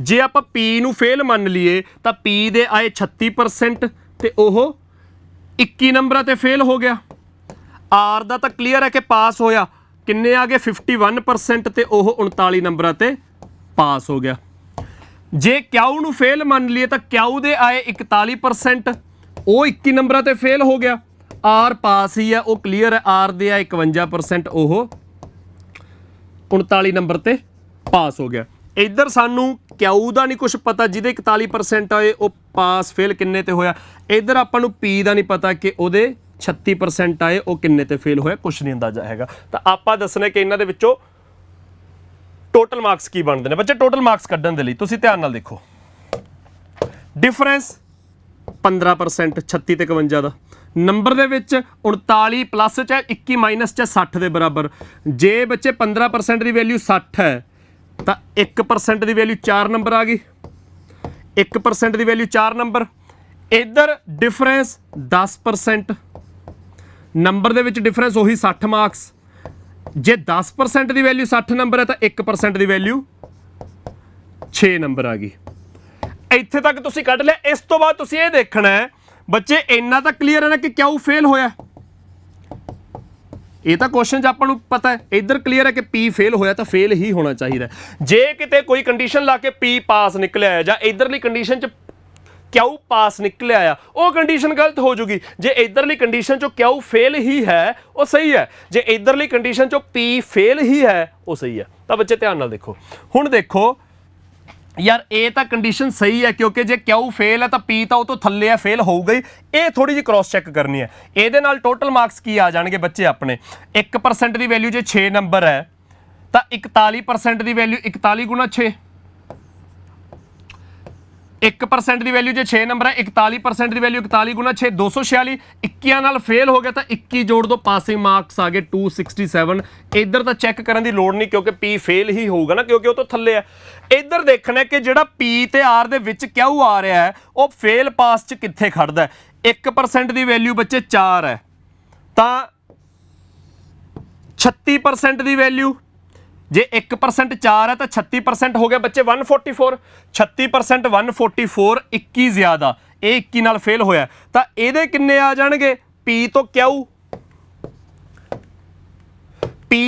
की है 36 तो 41 5% ज्यादा 1% जे 4 नंबर तो 5% बने 20 नंबर बच्चे पी तो क्यों की है परसेंटेज दे विच 5% ज्यादा 36 तो 41 वो 5% की दे बराबर है 20 नंबर के बराबर है हुण पी है जिहड़ा वो 21 नंबर ते फेल होया सी 21 पिछे रह गया जे पी दे विच 20 जोड़ देंगे क्यों आ जाऊगा 21 तो वो भी पिछे है ना क्योंकि 21 नहीं जुड़े सिर्फ 20 जुड़े तो क्यों फेल क्लीयर है इधर पी फेल क्लीयर है ਇਹਦਾ मतलब दोने कंडीशंस ही सैटिस्फाई कर दिया ने दोने कंडीशंस सैटिस्फाई कर दिया ने तो दोने पासे जो पासिंग मार्क्स होंगे सही होगा तो आइदर 165 और 267 आंसर आ जाऊगा 267 तो आप कढ़ चुके हैं 165 मैं कढ़ के दिखा देना 36% जे 1% 4 नंबर है तो 36% 144 ਉਹਦੇ ਵਿੱਚ 21 ਨੰਬਰਾਂ ਤੇ ਉਹ ਫੇਲ ਹੋਇਆ ਤਾਂ ਜੋੜ ਕੇ 165 ਤਾਂ ਬੱਚੇ ਇਹਦੇ ਵਿੱਚ ਆਈਦਰ 165 ਔਰ 267 ਦੋਨੇ ਹੀ ਪਾਸਿੰਗ ਮਾਰਕਸ ਦੇ ਕੇਸ ਨੇ ਤਾਂ ਦੋਨੇ ਹੀ ਆਪਸ਼ਨਸ ਕਰੈਕਟ ਨੇ ਸਮਝ ਆ ਗਿਆ ਬੱਚੇ ਸਾਰਿਆਂ ਨੂੰ ਮੈਂ ਇਹ ਗੱਲ ਕਹੀ ਸੀ ਕਿ ਆ ਇੰਨੇ ਪਰਸੈਂਟ ਲੈ ਕੇ ਇੰਨੇ ਨਾਲ ਪਾਸ ਹੋਇਆ ਇੰਨੇ ਪਰਸੈਂਟ ਲੈ ਕੇ ਇੰਨੇ ਨਾਲ ਫੇਲ ਹੋਇਆ ਇਹ ਸੌਖੇ ਕੁਐਸਚਨਸ ਤੁਸੀਂ ਕਲਾਸਾਂ 'ਚ ਵੀ ਕੀਤੇ ਆ ਪ੍ਰੈਕਟਿਸ 'ਚ ਵੀ ਕੀਤੇ ਆ ਪਰ ਪੀਪੀਐਸਸੀ ਨੇ ਸੌਖੇ ਕੁਐਸਚਨ ਪੁੱਛਣੇ ਬੰਦ ਕੀਤੇ ਹੋਏ ਤਾਂ ਸਾਨੂੰ ਕੁਝ ਉਹੋ ਜਿਹੇ ਕੁਐਸਚਨਸ ਪ੍ਰੈਕਟਿਸ ਕਰਨੇ ਪੈਣਗੇ ਜਿਹਦੇ ਕਰਕੇ ਪ੍ਰੈਕਟਿਸ ਕੀਤੀ ਆਪਾਂ ਅੱਗੇ ਕੁਐਸਚਨ ਦੇਖੋ ਬੱਚੇ ਆ ਸਿੰਪਲ ਕੁਐਸਚਨ ਦੇਖਿਆ ਤੁਸੀਂ a solution of salt and water contains 15% salt by weight ਉਹ ਕਹਿੰਦੇ ਪਾਣੀ ਦੇ ਵਿੱਚ ਨਮਕ ਘੁਲਿਆ ਹੋਇਆ ਉਹਦੇ ਵਿੱਚ 15% ਨਮਕ ਆ ਵਾਟਰ ਤੇ ਸਾਲਟ ਦਾ ਸੋਲੂਸ਼ਨ ਹੈ ਜਿਹਦੇ ਵਿੱਚ 15% ਸਾਲਟ ਹੈ। ਉਹ ਕਹਿੰਦੇ ਉਹਦੇ ਵਿੱਚੋਂ out of it 30 kg of water evaporates, ਪਾਣੀ ਉੱਡ ਗਿਆ and the solution now contains 20% of the salt. ਜਿਹੜਾ ਪਹਿਲਾਂ 15% ਸਾਲਟ ਸੀਗਾ ਪਾਣੀ ਦੇ ਵਿੱਚ, ਸਾਲਟ ਤਾਂ ਉਵੇਂ ਦਾ ਉਵੇਂ ਪਿਆ ਰਿਹਾ, ਟੋਟਲ ਤਾਂ ਉਹ 15% ਬਣਦਾ ਸੀ, ਉੱਪਰੋਂ ਪਾਣੀ 30 ਕਿਲੋ ਉੱਡ ਗਿਆ ਤਾਂ ਸਾਲਟ ਓਨਾ ਹੀ ਸੀ ਪਰ ਪਰਸੈਂਟੇਜ ਚ ਉਹਨੂੰ 20% ਬਣ ਗਿਆ। ਐਗਜ਼ਾਮੀਨਰ ਕਹਿੰਦਾ find the original quantity of the solution. Solution ਮਤਲਬ ਆਪਾਂ ਵਾਟਰ ਪਲੱਸ ਸਾਲਟ ਦੱਸਣਾ, ਸੋਲੂਸ਼ਨ ਵਾਟਰ ਤੇ ਸਾਲਟ ਨੂੰ ਮਿਲਾ ਕੇ ਹੈ। ਤਾਂ ਬੱਚੇ ਤੁਸੀਂ ਹਮੇਸ਼ਾ ਇਹ ਚੀਜ਼ ਧਿਆਨ ਚ ਰੱਖਣੀ ਆ ਕਿ ਜਿਹੜਾ ਇਨੀਸ਼ੀਅਲੀ ਸੋਲੂਸ਼ਨ ਆ ਉਹ ਵਾਟਰ ਤੇ ਸਾਲਟ ਦਾ, ਇਵੈਪੋਰੇਟ ਹੋ ਗਿਆ ਵਾਟਰ, ਉਹ ਕਹਿੰਦੇ ਉਹਦੇ ਵਿੱਚੋਂ 30 kg of the water evaporates. Water evaporate ਹੋਣ ਦਾ ਮਤਲਬ ਵਾਟਰ ਚੇਂਜ ਹੋ ਗਿਆ ਨਾ, ਵਾਟਰ 30 ਲੀਟਰ ਉੱਡ ਗਿਆ, ਸਾਲਟ ਓਨਾ ਹੀ ਰਿਹਾ, ਸਾਲਟ ਓਨਾ ਹੀ ਰਿਹਾ ਪਰ ਪਰਸੈਂਟੇਜ ਦੇ ਵਿੱਚੋਂ ਪਹਿਲਾਂ 15% ਸੀਗਾ, ਹੁਣ ਉਹ 20% ਹੋ ਗਿਆ। ਤਾਂ 15% ਸੀਗਾ ਇਨੀਸ਼ੀਅਲ ਟੋਟਲ ਦਾ, ਉਹਨੂੰ ਮੈਂ T1 ਲਿਖ ਦਿੰਨਾ, 20% ਹੋ ਗਿਆ ਨਵੇਂ ਟੋਟਲ ਦਾ। ਨਵਾਂ ਟੋਟਲ ਕਿੱਥੋਂ ਆਇਆ? 30 ਲੀਟਰ ਪਾਣੀ ਉੱਡਣ ਤੋਂ ਬਾਅਦ ਟੋਟਲ ਵੀ 30 ਲੀਟਰ ਘਟ ਗਿਆ ਹੋਊਗਾ। ਤੁਸੀਂ ਬਸ ਇਹ ਸਮਝਣਾ ਹੈ ਕਿ ਜਦੋਂ 30 ਕਿਲੋ ਪਾਣੀ ਇਵੈਪੋਰੇਟ ਕਰ ਗਿਆ ਤਾਂ ਟੋਟਲ ਚੋਂ 30 ਲੀਟਰ ਪਾਣੀ ਨਿਕਲ ਗਿਆ। ਜੇ ਪਾਣੀ 30 ਲੀਟਰ ਘਟ ਗਿਆ ਤਾਂ ਇਹਦਾ ਮਤਲਬ ਟੋਟਲ ਵੀ 30 ਲੀਟਰ ਘਟ ਗਿਆ। ਤਾਂ ਪੁਰਾਣਾ ਟੋਟਲ T1, ਨਵਾਂ ਟੋਟਲ ਉਹਦੇ ਤੋਂ 30 ਲੀਟਰ ਘੱਟ।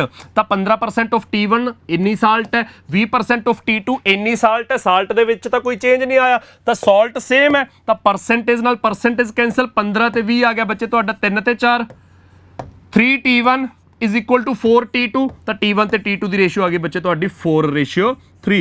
ਇਹਨਾਂ ਸਵਾਲਾਂ 'ਚ ਹਮੇਸ਼ਾ ਤੁਸੀਂ ਕੁਝ ਐਡ ਕਰਦੇ ਆ ਜਾਂ ਕੁਝ ਕੱਢ ਲੈਂਦੇ ਆ। ਵਾਟਰ ਇਵੈਪੋਰੇਟ ਹੋਣ ਦਾ ਮਤਲਬ ਪਾਣੀ ਨਿਕਲ ਗਿਆ, ਸਾਲਟ ਨਹੀਂ ਚੇਂਜ ਹੋਇਆ, ਪਾਣੀ ਨਿਕਲ ਗਿਆ। ਕੱਲਾ ਪਾਣੀ ਐਡ ਕਰ ਦਿੰਦੇ ਤਾਂ ਪਾਣੀ ਵੱਧ ਗਿਆ, ਸਾਲਟ ਓਨਾ ਹੀ ਹੈ, ਸਾਲਟ ਓਨਾ ਹੀ ਹੈ ਤਾਂ ਉਹਨੂੰ ਪਰਸੈਂਟੇਜ ਦੇ ਵਿੱਚ ਟੋਟਲ ਦੇ ਨਾਲ ਲਾ ਕੇ ਇਕੁਅਲ ਪੁੱਟ ਕਰ ਦਿਓ। ਤਾਂ ਟੋਟਲ ਆ ਗਿਆ ਤੁਹਾਡਾ 4:3। ਜਿਹੜਾ ਟੋਟਲ 4:3 ਆ ਗਿਆ ਮਤਲਬ 4 ਸੀ 3 ਰਹਿ ਗਿਆ, ਕਿੰਨਾ ਨਿਕਲਿਆ? ਰੇਸ਼ੋ 'ਚ 1 ਯੂਨਿਟ ਨਿਕਲਿਆ। ਪਰ ਉਹ 1 ਯੂਨਿਟ ਕਿਹਦੇ ਬਰਾਬਰ ਹੈ? 30 ਲੀਟਰ ਦੇ ਬਰਾਬਰ ਹੈ ਜਾਂ 30 ਕਿਲੋ ਦੇ ਬਰਾਬਰ ਹੈ। ਤਾਂ ਇਨੀਸ਼ੀਅਲ ਟੋਟਲ ਫਾਈਂਡ ਕਰਨਾ, 4 ਦੀ ਵੈਲਿਊ ਕੀ ਆਜੂ? 4 × 30, ਤੁਹਾਡਾ ਆਨਸਰ 120 kg। ਲੀਟਰ ਹੈ ਜਾਂ kg ਜੋ ਵੀ ਆਪਸ਼ਨ ਹੈ, 120 kg ਡੀ ਆਪਸ਼ਨ ਬੱਚੇ ਤੁਹਾਡਾ ਆਨਸਰ ਆ ਜਾਊਗਾ। ਇੱਥੇ ਕਿਲੋ ਆਊਗਾ।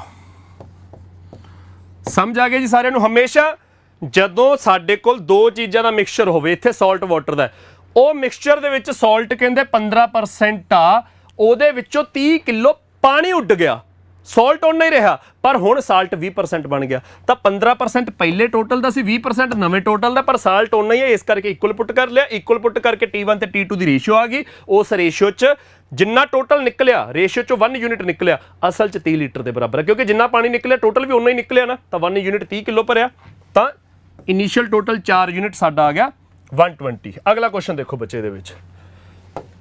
ਅਗਲਾ ਕੁਐਸਚਨ ਹੈ ਬੱਚੇ ਫਰੈਸ਼ ਫਰੂਟਸ ਡਰਾਈ ਫਰੂਟਸ ਦਾ। ਫਰੈਸ਼ ਫਰੂਟਸ ਡਰਾਈ ਫਰੂਟਸ ਦਾ ਕੁਐਸਚਨ ਸਾਡਾ ਪਿਛਲੇ ਸਾਲ ਜਿਹੜਾ ਪਟਵਾਰੀ ਦਾ ਪ੍ਰੀਲਿਮਸ ਹੋਇਆ ਸੀ 8 ਅਗਸਤ ਨੂੰ, ਉਹਦੇ ਵਿੱਚ ਪੁੱਛਿਆ ਗਿਆ ਸੀਗਾ। ਤੇ ਇੰਟਰਸਟਿੰਗ ਕੁਐਸਚਨ ਹੈ। ਐਗਜ਼ਾਮੀਨਰ ਕਹਿੰਦਾ the fresh fruits contain 72% water by weight, whereas the dry fruits contain 20% water by weight.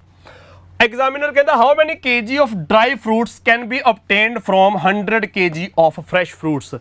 ਬੱਚੇ ਚਾਹੇ ਫਰੈਸ਼ ਫਰੂਟ ਸ਼ਬਦ ਪੜ੍ਹ ਰਹੇ ਹੋ ਤੁਸੀਂ, ਚਾਹੇ ਡਰਾਈ ਫਰੂਟ ਪੜ੍ਹ ਰਹੇ ਹੋ, ਸਵਾਲ 'ਚ ਤੁਸੀਂ ਇੰਨਾ ਕੁ ਪੜ੍ਹਿਆ ਕਿ ਭਾਈ ਇੱਕ ਤਾਜ਼ਾ ਫਲ ਹੈ, ਤਾਜ਼ਾ ਫਰੈਸ਼, ਜਿਹਦੇ ਵਿੱਚ 72% ਪਾਣੀ ਹੈ, ਤੇ ਇੱਕ ਥੋੜਾ ਜਿਹਾ ਸੁੱਕ ਗਿਆ ਡਰਾਈ ਫਰੂਟ ਹੈ ਜਿਹਦੇ ਵਿੱਚ ਸਿਰਫ 20% ਪਾਣੀ ਹੈ। ਬੱਚੇ ਕੋਈ ਵੀ ਫਲ ਹੈ, ਸੰਤਰੇ ਦੀ ਗੱਲ ਕਰ ਲਓ, ਅੰਗੂਰਾਂ ਦੀ ਗੱਲ ਕਰ ਲਓ, ਕੋਈ ਵੀ ਫਲ ਕਾਹਦੇ ਤੋਂ ਬਣਦਾ? ਉਹਦੇ ਵਿੱਚ ਜਾਂ ਤਾਂ ਛਿਲਕਾ ਹੁੰਦਾ ਜਾਂ ਰਸ ਹੁੰਦਾ। ਬੱਚੇ ਕੋਈ ਵੀ ਫਰੂਟ ਹੈ ਜਿਹੜਾ ਉਹ ਕਾਹਦੇ ਤੋਂ ਬਣਦਾ? ਉਹਦੇ ਵਿੱਚ ਜਾਂ ਤਾਂ ਰਸ ਹੁੰਦਾ, ਰਸ ਨੂੰ ਮੈਂ ਵਾਟਰ ਲਿਖ ਰਿਹਾ, ਜਾਂ ਉਹਦੇ ਵਿੱਚ ਛਿਲਕਾ ਹੁੰਦਾ, ਛਿਲਕੇ ਨੂੰ ਮੈਂ ਪਲਪ ਲਿਖ ਰਿਹਾ। ਪਲਪੀ ਔਰੇਂਜ ਪੜ੍ਹਦੇ ਹੋ ਤੁਸੀਂ, ਔਰੇਂਜ ਦੇ ਛਿਲਕੇ ਨੂੰ ਪਲਪ ਕਹਿੰਦੇ ਆ। ਤਾਂ ਕੋਈ ਵੀ ਫਰੂਟ ਹੈ ਜਾਂ ਉਹ 'ਚ ਰਸ ਹੋਊਗਾ ਜਾਂ ਛਿਲਕਾ ਹੋਊਗਾ, ਰਸ ਨੂੰ ਮੈਂ ਵਾਟਰ ਲਿਖਤਾ, ਛਿਲਕੇ ਨੂੰ ਮੈਂ ਪਲਪ ਲਿਖਤਾ, ਤਾਂ ਕੋਈ ਵੀ ਫਰੂਟ ਇਹ ਤੋਂ ਬਣੂਗਾ। ਜਿਹੜਾ ਤਾਜ਼ਾ ਫਰੂਟ ਹੋਊਗਾ, ਤਾਜ਼ਾ ਫਲ ਹੋਊਗਾ, ਉਹ 'ਚ ਬਹੁਤ ਜ਼ਿਆਦਾ ਰਸ ਹੋਊਗਾ, ਤਾਂ 72% ਪਾਣੀ ਹੈ। ਤੇ ਜਿਹੜਾ ਸੁੱਕ ਗਿਆ ਪਿਆ ਉਹਦੇ ਵਿੱਚ ਸਿਰਫ 20% ਪਾਣੀ ਹੈ। ਤਾਂ ਬਸ ਤੁਸੀਂ ਇਹ ਦਿਮਾਗ 'ਚ ਰੱਖਣਾ ਹੈਗਾ, ਜਿਵੇਂ ਪਿਛਲੇ ਕੁਐਸਚਨ 'ਚ ਭਾਈ ਜਦੋਂ ਪਾਣੀ ਉੱਡ ਗਿਆ ਸੀ ਸਾਲਟ ਤਾਂ ਉਨਾ ਹੀ ਰਿਹਾ, ਪਰਸੈਂਟੇਜ ਦੇ ਵਿੱਚ ਸਾਲਟ ਚੇਂਜ ਹੋ ਗਿਆ, ਵੱਧ ਘਟ ਗਿਆ, ਰਿਹਾ ਤਾਂ ਉਨਾ ਹੀ ਕੁਆਂਟੀਟੀ ਦੇ ਵਿੱਚ। ਤਾਂ ਇਸ ਕੁਐਸਚਨ 'ਚ ਤਾਜ਼ੇ ਫਲ 'ਚ ਬਹੁਤ ਜ਼ਿਆਦਾ ਰਸ ਹੈ, ਬਾਕੀ ਆਪਣਾ ਛਿਲਕਾ ਹੈ। ਤਾਂ ਜਦੋਂ ਉਹ ਸੁੱਕ ਗਿਆ, ਸੁੱਕ ਕੇ ਉਹਦੇ ਵਿੱਚ ਰਸ ਘਟ ਗਿਆ, ਛਿਲਕਾ ਤਾਂ ਉਨਾ ਹੀ ਰਿਹਾ। ਤਾਂ ਬੱਚੇ ਫਰੈਸ਼ ਫਰੂਟ ਤੇ ਡਰਾਈ ਫਰੂਟ ਵਾਲੇ ਸਵਾਲਾਂ 'ਚ ਹਮੇਸ਼ਾ ਤੁਸੀਂ ਪਲਪ ਬਰਾਬਰ ਕਰਨਾ ਹੈ। ਤਾਂ ਪਲਪ ਕਿੰਨਾ ਹੈ? ਜੇ ਇਹਦੇ ਵਿੱਚ 28% ਪਾਣੀ ਹੈ ਤਾਂ 28% ਆਪਣਾ 72% ਪਾਣੀ ਹੈ ਤਾਂ 28% ਪਲਪ ਹੈ। ਤੇ ਡਰਾਈ ਫਰੂਟ ਦੇ ਵਿੱਚ ਜੇ 20% ਪਾਣੀ ਹੈ ਤਾਂ ਬੱਚੇ 80% ਪਲਪ ਹੈ। ਇੰਨੀ ਗੱਲ ਕਲੀਅਰ ਹੈ। ਡਰਾਈ ਫਰੂਟ ਫਰੈਸ਼ ਫਰੂਟਸ ਵਾਲੇ ਸਵਾਲਾਂ 'ਚ ਹਮੇਸ਼ਾ ਤੁਸੀਂ ਪਲਪ ਬਰਾਬਰ ਕਰਨੀ ਹੈ। ਤਾਂ ਬੱਚੇ ਪਲਪ ਬਰਾਬਰ ਕਰਕੇ ਤੁਸੀਂ ਇਹ ਦੇਖੋ, ਪਹਿਲੇ 'ਚ 28% ਪਲਪ ਹੈ। ਕਾਹਦਾ 28%? ਫਰੈਸ਼ ਫਰੂਟਸ ਦਾ 28%। ਫਰੈਸ਼ ਫਰੂਟਸ ਨੂੰ ਮੈਂ ਐਫ ਲਿਖ ਲਿਆ। ਡਰਾਈ ਫਰੂਟ ਦੇ ਵਿੱਚ 80% ਪਲਪ ਹੈ। ਕਾਹਦਾ 80%? Of D. Dry fruit the total ਮੈਂ ਡੀ ਲਿਖ ਲਿਆ। ਤਾਂ ਪਲਪ ਤਾਂ ਦੋਨਾਂ ਦੀ ਬਰਾਬਰ ਹੈ। ਦੋਨਾਂ ਦੀ ਪਲਪ ਬਰਾਬਰ ਹੈ ਤਾਂ ਬੱਚੇ ਤੁਸੀਂ ਇਕੁਅਲ ਪੁੱਟ ਕਰੋਗੇ। ਪਰਸੈਂਟੇਜ ਦੋਨੇ ਪਾਸੇ ਕੈਂਸਲ। 28 ਤੇ 80, 4 ਦੇ ਟੇਬਲ 'ਚ 7, 4 ਦੇ ਟੇਬਲ 'ਚ 20। ਤਾਂ ਬੱਚੇ ਕੀ ਆ ਗਿਆ 7 into F is equal to 20 into D।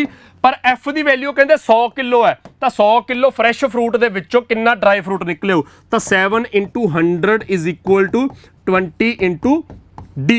ਤਾਂ 20 ਤੇ 100 ਕੱਟਿਆ 5 ਆ ਗਿਆ, 7 into 5 35 ਕਿਲੋ ਸਾਡਾ ਆਨਸਰ ਆ ਗਿਆ ਇਸ ਕੁਐਸਚਨ ਦਾ। ਤਾਂ ਬੱਚੇ ਇਹ ਤੋਂ ਸੌਖਾ ਤਰੀਕਾ ਕੋਈ ਨਹੀਂ ਹੈਗਾ। ਕੁਛ ਬੱਚੇ ਇਹਨੂੰ ਐਲੀਗੇਸ਼ਨ ਲਾ ਕੇ ਕਰਦੇ ਆ, ਕੁਛ ਇਹਨੂੰ ਰੇਸ਼ੀਓ ਦੇ ਨਾਲ ਕਰਦੇ ਆ, ਰੇਸ਼ੀਓ ਦੇ ਵਿੱਚ ਪਲਪ ਨੂੰ ਬਰਾਬਰ ਕਰਦੇ ਆ। ਬਿਲਕੁਲ ਇਹੋ ਜਿਹਾ ਕੁਛ ਕਰਨ ਦੀ ਲੋੜ ਨਹੀਂ। ਪਰਸੈਂਟੇਜ ਦੇ ਵਿੱਚ ਸਭ ਤੋਂ ਸੌਖਾ ਤਰੀਕਾ ਫਰੈਸ਼ ਫਰੂਟਸ ਡਰਾਈ ਫਰੂਟਸ ਵਾਲੇ ਕੁਐਸਚਨ ਦੇ ਵਿੱਚ ਤੁਸੀਂ ਪਲਪ ਬਰਾਬਰ ਰੱਖਣੀ ਹੈ। ਫਰੈਸ਼ ਫਰੂਟਸ ਜਿਹਦੇ ਵਿੱਚ 72% ਰਸ ਹੈ, ਵਾਟਰ ਹੈ, ਤਾਂ 28% ਪਲਪ ਹੈ। 28% ਆਫ ਫਰੈਸ਼ ਫਰੂਟ ਐਫ ਲਿਖ ਲਿਆ ਮੈਂ ਉਹਨੂੰ।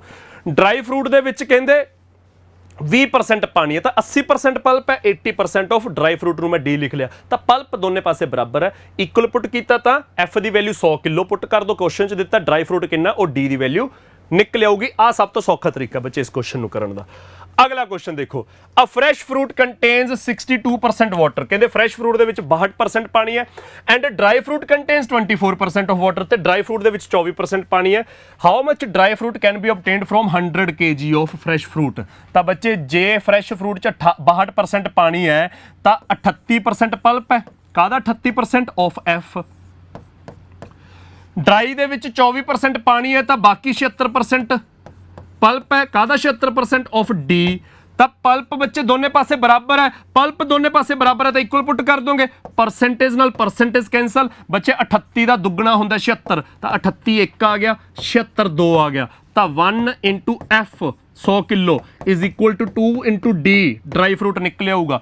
2 ਤੇ 100 ਕੱਟਿਆ 50 ਆਨਸਰ ਆ ਗਿਆ। ਤਾਂ answer will be dry fruit ਨਿਕਲਿਆ ਆ 50 ਕਿਲੋ। ਤਾਂ ਬੱਚੇ ਫਰੈਸ਼ ਫਰੂਟ ਡਰਾਈ ਫਰੂਟ ਵਾਲੇ ਕੁਐਸਚਨਸ ਦੇ ਵਿੱਚ ਇਹ ਤੋਂ ਸੌਖਾ ਤੁਸੀਂ ਕੁਛ ਨਹੀਂ ਲਾ ਸਕਦੇ। ਹਮੇਸ਼ਾ ਪਲਪ ਦੇਖੋ ਦੋਨੇ ਪਾਸੇ ਕਿੰਨੇ ਪਰਸੈਂਟ ਹੈ ਆਫ ਦਾ ਟੋਟਲ, ਇਕੁਅਲ ਪੁੱਟ ਕਰ ਦੋ। ਇਕੁਅਲ ਪੁੱਟ ਕਰਕੇ ਫਿਰ ਐਗਜ਼ਾਮੀਨਰ ਕਹੂਗਾ ਇੰਨੇ ਕਿਲੋ ਫਰੈਸ਼ ਚੋਂ ਕਿੰਨੇ ਕਿਲੋ ਡਰਾਈ ਕੱਢੀਏ, ਜਾਂ ਇੰਨੇ ਕਿਲੋ ਡਰਾਈ ਦਿੱਤਾ ਹੋਵੇ ਕਿੰਨੇ ਫਰੈਸ਼ ਚੋਂ ਨਿਕਲੂਗਾ, ਫਰੈਸ਼ ਨਿਕਲ ਆਊਗਾ।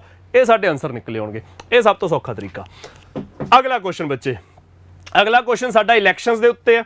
ਦੇयर were 2 candidates in an election, 10% of the voters didn't cast their vote. Examiner ਕਹਿੰਦਾ 2 ਕੈਂਡੀਡੇਟਸ ਦੇ ਵਿੱਚ ਇਲੈਕਸ਼ਨਾਂ ਹੋਈਆਂ, ਇਲੈਕਸ਼ਨਾਂ 'ਚ 10% ਲੋਕ ਵੋਟ ਪਾਉਣ ਨਹੀਂ ਗਏ। ਤਾਂ ਬੱਚੇ ਪਿੰਡ ਦੇ ਵਿੱਚ ਜਿੰਨੀਆਂ ਵੀ ਵੋਟਾਂ ਹੋਣਗੀਆਂ ਉਹ ਆਪਣੇ ਆਪ 'ਚ 100% ਲਿਖੀਆਂ ਜਾ ਸਕਦੀਆਂ ਨੇ। ਟੋਟਲ ਵੋਟਸ 100% ਨੇ ਤਾਂ ਉਹਦੇ ਵਿੱਚ 10% ਲੋਕ ਵੋਟ ਪਾਉਣ ਨਹੀਂ ਗਏ ਓਬਵੀਅਸਲੀ। ਅੱਗੇ ਕਹਿੰਦਾ 10% ਆਫ ਦਾ ਵੋਟਸ ਪੋਲਡ, ਜਿੰਨੀਆਂ ਪੋਲ ਹੋਈਆਂ ਜੇ 10% ਲੋਕ ਵੋਟ ਪਾਉਣ ਨਹੀਂ ਗਏ ਤਾਂ ਇਹਦਾ ਮਤਲਬ 90% ਵੋਟਾਂ ਪੋਲ ਹੋਈਆਂ। ਉਹਦੇ ਵਿੱਚੋਂ 10% ਕਹਿੰਦੇ ਇਨਵੈਲਿਡ ਨਿਕਲ ਆਈਆਂ। ਇਨਵੈਲਿਡ ਕਿਵੇਂ, ਰੱਦ ਕਿਵੇਂ ਹੋ ਗਈਆਂ? ਕਿਸੇ ਨੇ ਮੋਹਰ ਨਹੀਂ ਚੱਜ ਨਾਲ ਲਾਈ ਹੈਗੀ, ਕਿਸੇ ਦੀ ਮੋਹਰ ਬਹੁਤ ਫਿੱਕੀ ਸੀ, ਮਿਟ ਗਈ, ਪਤਾ ਹੀ ਨਹੀਂ ਲੱਗਿਆ ਕਿਹਨੂੰ ਵੋਟ ਪਾਈ ਹੈ। ਕਿਸੇ ਮਾਂ ਦੇ ਪੁੱਤ ਨੇ ਅੱਧ 'ਚ ਵੋਟ ਮਤਲਬ ਮੋਹਰ ਲਾਤੀ ਕਿ ਪਤਾ ਨਹੀਂ ਲੱਗ ਰਿਹਾ ਇਹਨੂੰ ਵੋਟ ਪਾਈ ਹੈ ਕਿ ਉਹਨੂੰ ਵੋਟ ਪਾਈ ਹੈ। ਤਾਂ ਇਸ ਤਰ੍ਹਾਂ ਕੁਝ ਵੋਟਾਂ ਰੱਦ ਹੋ ਗਈਆਂ, ਇਨਵੈਲਿਡ ਹੋ ਗਈਆਂ। ਤਾਂ ਪਹਿਲਾਂ ਟੋਟਲ 'ਚ 10% ਦਾ ਵੋਟ ਪਾਉਣ ਹੀ ਨਹੀਂ ਗਏ, ਫਿਰ ਉਹਦੇ ਵਿੱਚੋਂ 10% ਕਿਉਂਕਿ ਆ ਦੂਜੇ 10% ਦਾ ਬੇਸ ਕੀ ਹੈ, ਵੋਟਸ ਪੋਲਡ, ਉਹ ਇਨਵੈਲਿਡ ਹੋ ਗਿਆ। ਐਗਜ਼ਾਮੀਨਰ ਕਹਿੰਦਾ the winning candidate got 54% of the valid votes and 1 by 1620 votes. 1 by ਦਾ ਮਤਲਬ ਕੀ ਹੈ, ਮਾਰਜਨ।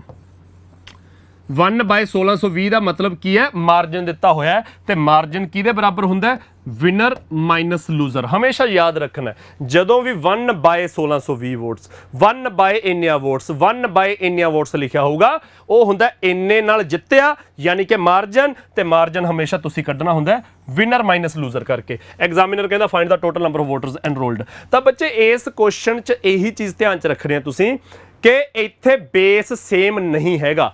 ਸਭ ਤੋਂ ਪਹਿਲਾਂ ਟੋਟਲ ਵੋਟਾਂ 100%, ਉਹਦੇ ਵਿੱਚੋਂ 10% ਲੋਕ ਵੋਟ ਪਾਉਣ ਨਹੀਂ ਗਏ।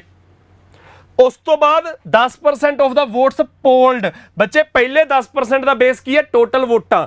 ਦੂਜੇ 10% ਦਾ ਬੇਸ ਕੀ ਹੈ, ਜਿੰਨੀਆਂ ਪੋਲ ਹੋਈਆਂ, ਤੇ ਉਸ ਤੋਂ ਬਾਅਦ 54% ਦਾ ਬੇਸ ਕੀ ਹੈ, ਵੈਲਿਡ ਵੋਟਸ, ਜਿਹੜੀਆਂ ਵੈਲਿਡ ਨਿਕਲੀਆਂ। ਤਾਂ ਇਹ ਆਫ ਦਾ ਰਿਮੇਨਿੰਗ ਦੇ ਉੱਤੇ ਕੁਐਸਚਨ ਚੱਲ ਰਿਹਾ, ਤਾਂ of the remaining the question ਕਰਨਾ ਬਹੁਤ ਸੌਖਾ ਹੁੰਦਾ। ਟੋਟਲ ਵੋਟਸ ਨੂੰ ਵੋਟਸ ਮੰਨ ਲਓ, ਉਹਦੇ ਵਿੱਚੋਂ ਕ੍ਰੋਸ ਦਾ ਸਾਈਨ ਹਲੇ ਨਹੀਂ ਲਾਉਂਦੇ, ਟੋਟਲ ਵੋਟਾਂ ਇੰਨੀਆਂ ਮੰਨ ਲਓ, ਉਹਦੇ ਵਿੱਚੋਂ ਆਪਾਂ 1620 ਤੇ ਪਹੁੰਚਣਾ।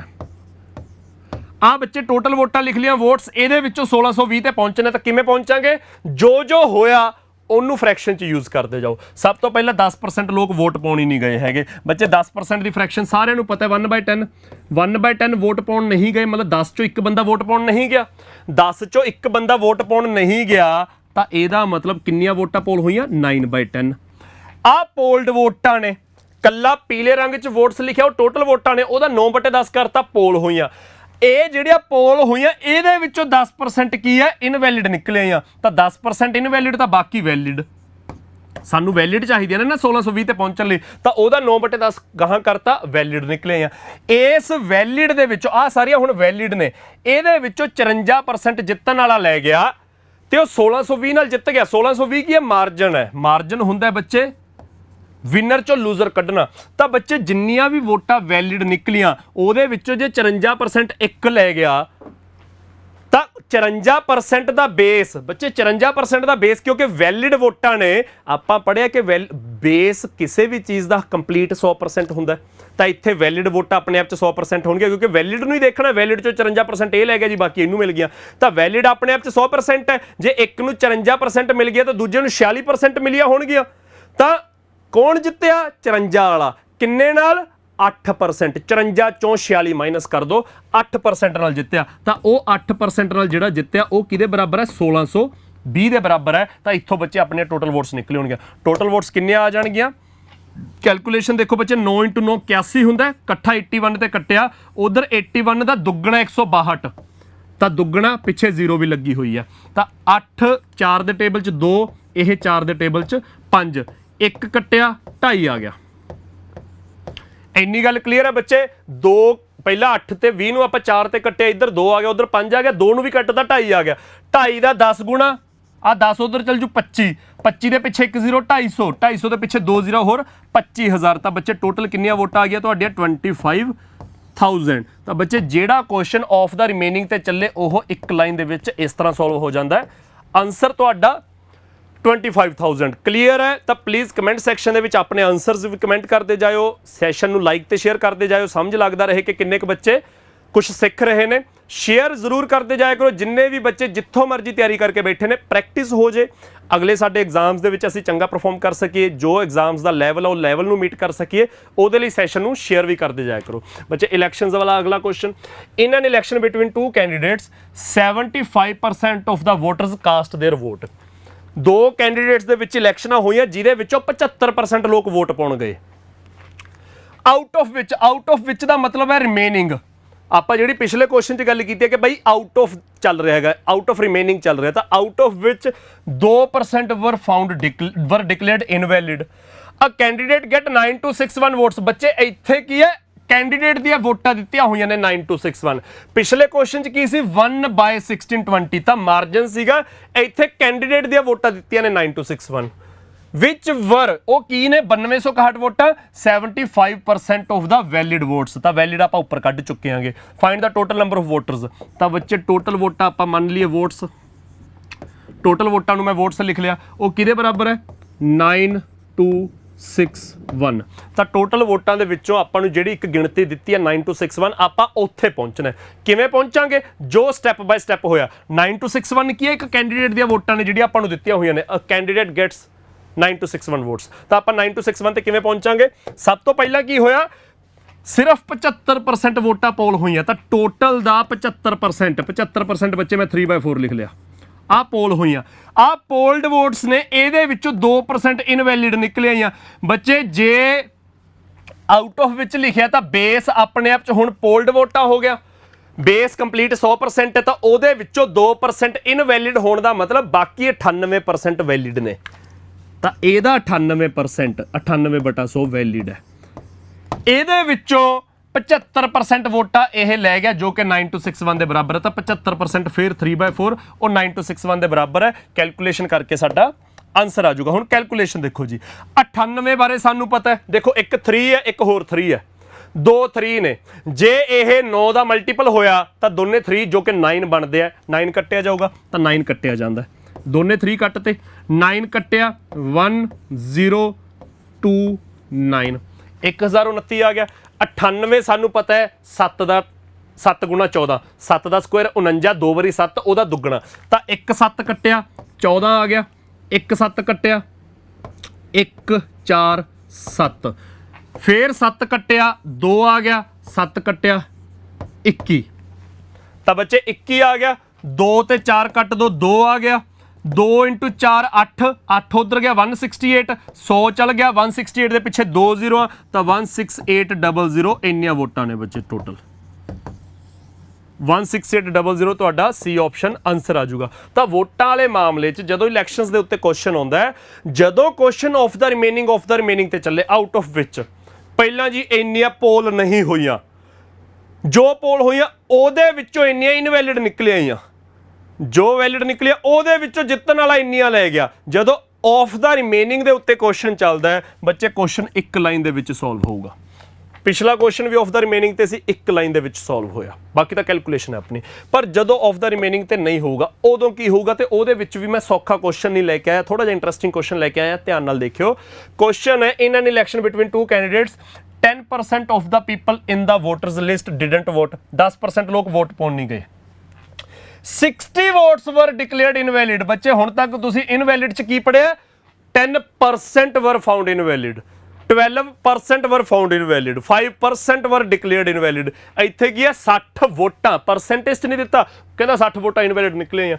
The winning candidate got 47% votes, thus won by 308 votes। Find the total number of votes polled। ਬੱਚੇ ਇਸ ਕੁਐਸਚਨ ਚ ਇੰਟਰਸਟਿੰਗ ਚੀਜ਼ ਇਹ ਆ ਕਿ ਟੋਟਲ ਵੋਟਾਂ ਚੋਂ 10% ਲੋਕ ਵੋਟ ਪਾਉਣ ਨਹੀਂ ਗਏ, ਠੀਕ ਆ। 60 ਵੋਟਾਂ ਇਨਵੈਲਿਡ ਨਿਕਲੇ ਆਈਆਂ, ਉਹ ਵੀ ਠੀਕ ਆ। ਜਿੱਤਣ ਵਾਲੇ ਨੂੰ ਕੀ ਮਿਲਿਆ? 47%। 47% ਦੇ ਪਿੱਛੇ ਕੀ ਲਿਖਿਆ ਹੋਇਆ? 47% ਆਫ ਦਾ ਵੈਲਿਡ ਤਾਂ ਲਿਖਿਆ ਨਹੀਂ ਹੋਇਆ, 47% ਆਫ ਦਾ ਪੋਲਡ ਤਾਂ ਲਿਖਿਆ ਨਹੀਂ ਹੋਇਆ, ਕੁਝ ਵੀ ਨਹੀਂ ਲਿਖਿਆ। ਇਹਦਾ ਮਤਲਬ 47% ਆਫ ਦਾ ਟੋਟਲ ਹੈ। ਤਾਂ ਇਹ ਕੁਐਸਚਨ ਸੇਮ ਬੇਸ ਦੇ ਉੱਤੇ ਹੈ। ਤਾਂ ਬੱਚੇ ਟੋਟਲ ਵੋਟਾਂ ਜਿੰਨੀਆਂ ਵੀ ਨੇ ਮੈਂ ਉਹਨਾਂ ਨੂੰ ਟੋਟਲ ਵੋਟਸ ਲਿਖ ਦਿੰਦਾ। ਆ ਟੋਟਲ ਵੋਟਾਂ ਜਿੰਨੀਆਂ ਵੀ ਨੇ ਉਹਦੇ ਵਿੱਚੋਂ ਕੀ ਹੋਇਆ? 10% ਲੋਕ ਡਿਡਨਟ ਕਾਸਟ देयर ਵੋਟ। ਉਹਦੇ ਵਿੱਚੋਂ ਕੀ ਹੋਇਆ? 60 ਵੋਟਾਂ ਇਨਵੈਲਿਡ, ਬਾਕੀ ਵੈਲਿਡ ਹੋ ਗਿਆ। ਉਹਦੇ ਵਿੱਚੋਂ ਕੁਛ ਜਿੱਤਣ ਵਾਲਾ ਲੈ ਗਿਆ, ਉਹ 47% ਲਿਖਿਆ, ਬਾਕੀ ਹਾਰਨ ਵਾਲਾ ਲੈ ਜੋ ਉਹਦੇ ਬਾਰੇ ਕੁਛ ਨਹੀਂ ਦਿੱਤਾ। ਤਾਂ ਬੱਚੇ ਆਹ ਕੁਐਸਚਨ ਹੈ। ਕੁਐਸਚਨ ਚ ਕਹਿੰਦੇ ਟੋਟਲ ਵੋਟਾਂ ਚੋਂ 10% ਵੋਟ ਪਾਉਣ ਨਹੀਂ ਗਏ, 60 ਇਨਵੈਲਿਡ ਨਿਕਲੇ ਆਈਆਂ, 47% ਵੋਟ ਜਿੱਤਣ ਵਾਲਾ ਲੈ ਗਿਆ, 47% ਵੀ ਇਹਦੇ ਵਿੱਚੋਂ ਹੀ ਕੱਢ ਲਿਆ ਕਿਉਂਕਿ ਟੋਟਲ ਦਾ ਹੀ 47% ਹੈ, ਬਾਕੀ ਹਾਰਨ ਵਾਲੇ ਨੂੰ ਪਤਾ ਨਹੀਂ ਕਿੰਨੀਆਂ ਨੇ। ਤਾਂ ਬੱਚੇ ਧਿਆਨ ਨਾਲ ਦੇਖੋ, ਤੇ ਉਹ 308 ਨਾਲ ਜਿੱਤ ਗਿਆ। 308 ਕੀ ਹੈ? Winner minus loser is equal to 308। ਆਹ ਇੰਟਰਸਟਿੰਗ ਚੀਜ਼ ਹੈ। ਸਾਰਾ ਕੁਐਸਚਨ ਇੱਥੇ ਸੋਲਵ ਹੋਊਗਾ। ਜਿੱਤਣ ਵਾਲੇ ਨੂੰ ਮਤਲਬ ਜਿਹੜਾ ਜਿੱਤਣ ਵਾਲਾ ਕੈਂਡੀਡੇਟ ਹੈ ਉਹ 308 ਵੋਟਾਂ ਨਾਲ ਜਿੱਤ ਗਿਆ, ਮਤਲਬ ਵਿਨਰ ਦੀਆਂ ਵੋਟਾਂ ਮਾਈਨਸ ਲੂਜ਼ਰ ਦੀਆਂ ਵੋਟਾਂ 308 ਦੇ ਬਰਾਬਰ ਹੈ। ਤਾਂ ਬੱਚੇ ਵਿਨਰ ਦੀਆਂ ਤਾਂ 47% ਨੇ, ਆਹ ਤਾਂ ਕਲੀਅਰ ਹੈ, ਵਿਨਰ ਦੀਆਂ 47% ਨੇ। ਲੂਜ਼ਰ ਦੀਆਂ ਨਹੀਂ ਨਾ ਪਤਾ। ਲੂਜ਼ਰ ਦੀਆਂ ਕਿਵੇਂ ਨਹੀਂ ਪਤਾ? ਸਾਨੂੰ ਇਹ ਤਾਂ ਪਤਾ ਕਿ ਟੋਟਲ ਵੋਟਾਂ 100% ਹੁੰਦੀਆਂ ਨੇ, ਪਰ ਉਹ 100% ਦੇ ਵਿੱਚੋਂ 10% ਵੋਟਾਂ ਪੋਲ ਨਹੀਂ ਹੋਈਆਂ, 47% ਜਿੱਤਣ ਵਾਲਾ ਲੈ ਗਿਆ, 57% ਦਾ ਹਿਸਾਬ ਤਾਂ ਹੋ ਗਿਆ। 10% ਪੋਲ ਨਹੀਂ ਹੋਈ ਹੈ, 47% ਜਿੱਤਣ ਵਾਲਾ ਲੈ ਗਿਆ, 57% ਦਾ ਹਿਸਾਬ ਤਾਂ ਹੋ ਗਿਆ। 57 ਛੱਡ ਦੋ, ਨੰਬਰ 1 ਤੇ ਨੰਬਰ 3, 57% ਨੂੰ ਛੱਡ ਦੋ ਤਾਂ ਬਾਕੀ 47% ਬਣਦਾ। ਉਹ 47% ਕੀ ਬਣਦਾ? ਜਿਹਦੇ ਵਿੱਚੋਂ 60 ਇਨਵੈਲਿਡ ਨੇ, ਇਹਦੀਆਂ ਵਿਚਾਰੇ ਦੀਆਂ ਪਤਾ ਨਹੀਂ ਹੈਗੀਆਂ। ਤਾਂ ਜਾਂ ਤਾਂ ਆਪਾਂ ਕਹਿ ਦਈਏ ਕਿ ਇਹਨੂੰ 47% ਤੋਂ ਆਪਣਾ 43% 43% ਤੋਂ 60 ਘੱਟ ਪਈਆਂ। ਤਾਂ ਤੁਸੀਂ ਜਾਂ ਤਾਂ ਇਹਨੂੰ 43% ਤੋਂ 60 ਘੱਟ ਮੰਨ ਲਓ, ਨਹੀਂ ਤਾਂ ਆਹ ਜਿਹੜੀਆਂ 60 ਵੋਟਾਂ ਨੇ ਉਹ ਵੀ ਇੱਧਰ ਇਹਦੇ ਖਾਤੇ 'ਚ ਸੁੱਟ ਦਿਓ। ਇਹਦੇ ਖਾਤੇ 'ਚ ਸੁੱਟ ਦਾਂਗੇ ਤਾਂ ਹੁਣ ਇਨਵੈਲਿਡ ਵਾਲਾ ਹਿਸਾਬ ਹੀ ਨਿਬੜ ਗਿਆ। ਜਿਹੜੀਆਂ 60 ਇਨਵੈਲਿਡ ਸੀ ਉਹ ਪਰਸੈਂਟੇਜ 'ਚ ਤਾਂ ਪਤਾ ਨਹੀਂ ਸੀ ਕਿੰਨੀਆਂ ਨੇ, ਤਾਂ ਇਸ ਕਰਕੇ ਉਹਨੂੰ ਵੀ ਲੂਜ਼ਰ ਵਾਲੇ ਖਾਤੇ 'ਚ ਸੁੱਟਤਾ। ਤਾਂ ਹੁਣ ਟੋਟਲ ਵੋਟਾਂ ਵੰਡੀਆਂ, 10% ਇਨਵੈਲਿਡ, 47% ਜਿੱਤਣ ਵਾਲਾ ਲੈ ਗਿਆ, 57 ਹੋ ਗਈਆਂ, ਬਾਕੀ 43% ਇਹਦੀਆਂ। ਇਹਦੀਆਂ 43% ਤਾਂ ਹੋ ਗਈਆਂ, ਪਰ ਹੁਣ ਉਹ ਕਿੰਨੇ ਤੇ ਹਾਰਿਆ?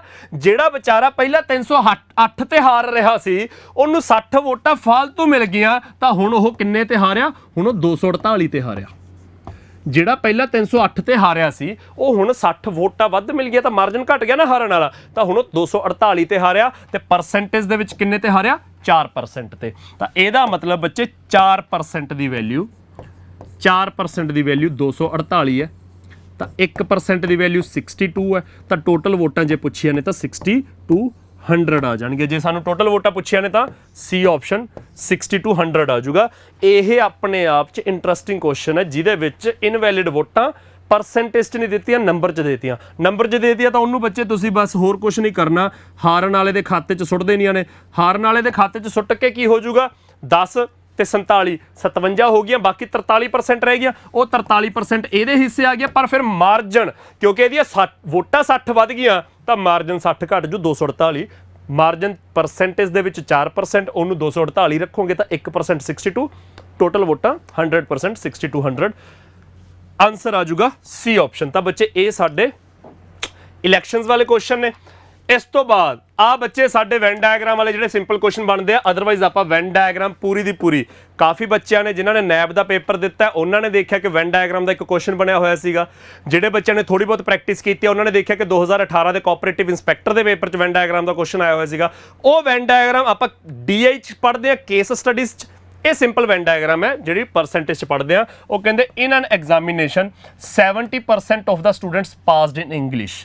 ਕਹਿੰਦੇ ਕਿਸੇ ਕਲਾਸ ਦਾ ਪੇਪਰ ਹੋਇਆ ਅੰਗਰੇਜ਼ੀ ਦਾ, ਤਾਂ ਕਲਾਸ 'ਚੋਂ 70% ਬੱਚੇ ਅੰਗਰੇਜ਼ੀ 'ਚ ਪਾਸ ਹੋ ਗਏ, ਤੇ ਉਸੇ ਕਲਾਸ 'ਚੋਂ 65% ਸਟੂਡੈਂਟਸ ਪਾਸਡ ਇਨ ਮੈਥਮੈਟਿਕਸ, ਤੇ 65% ਬੱਚੇ ਮੈਥ 'ਚੋਂ ਪਾਸ ਹੋ ਗਏ।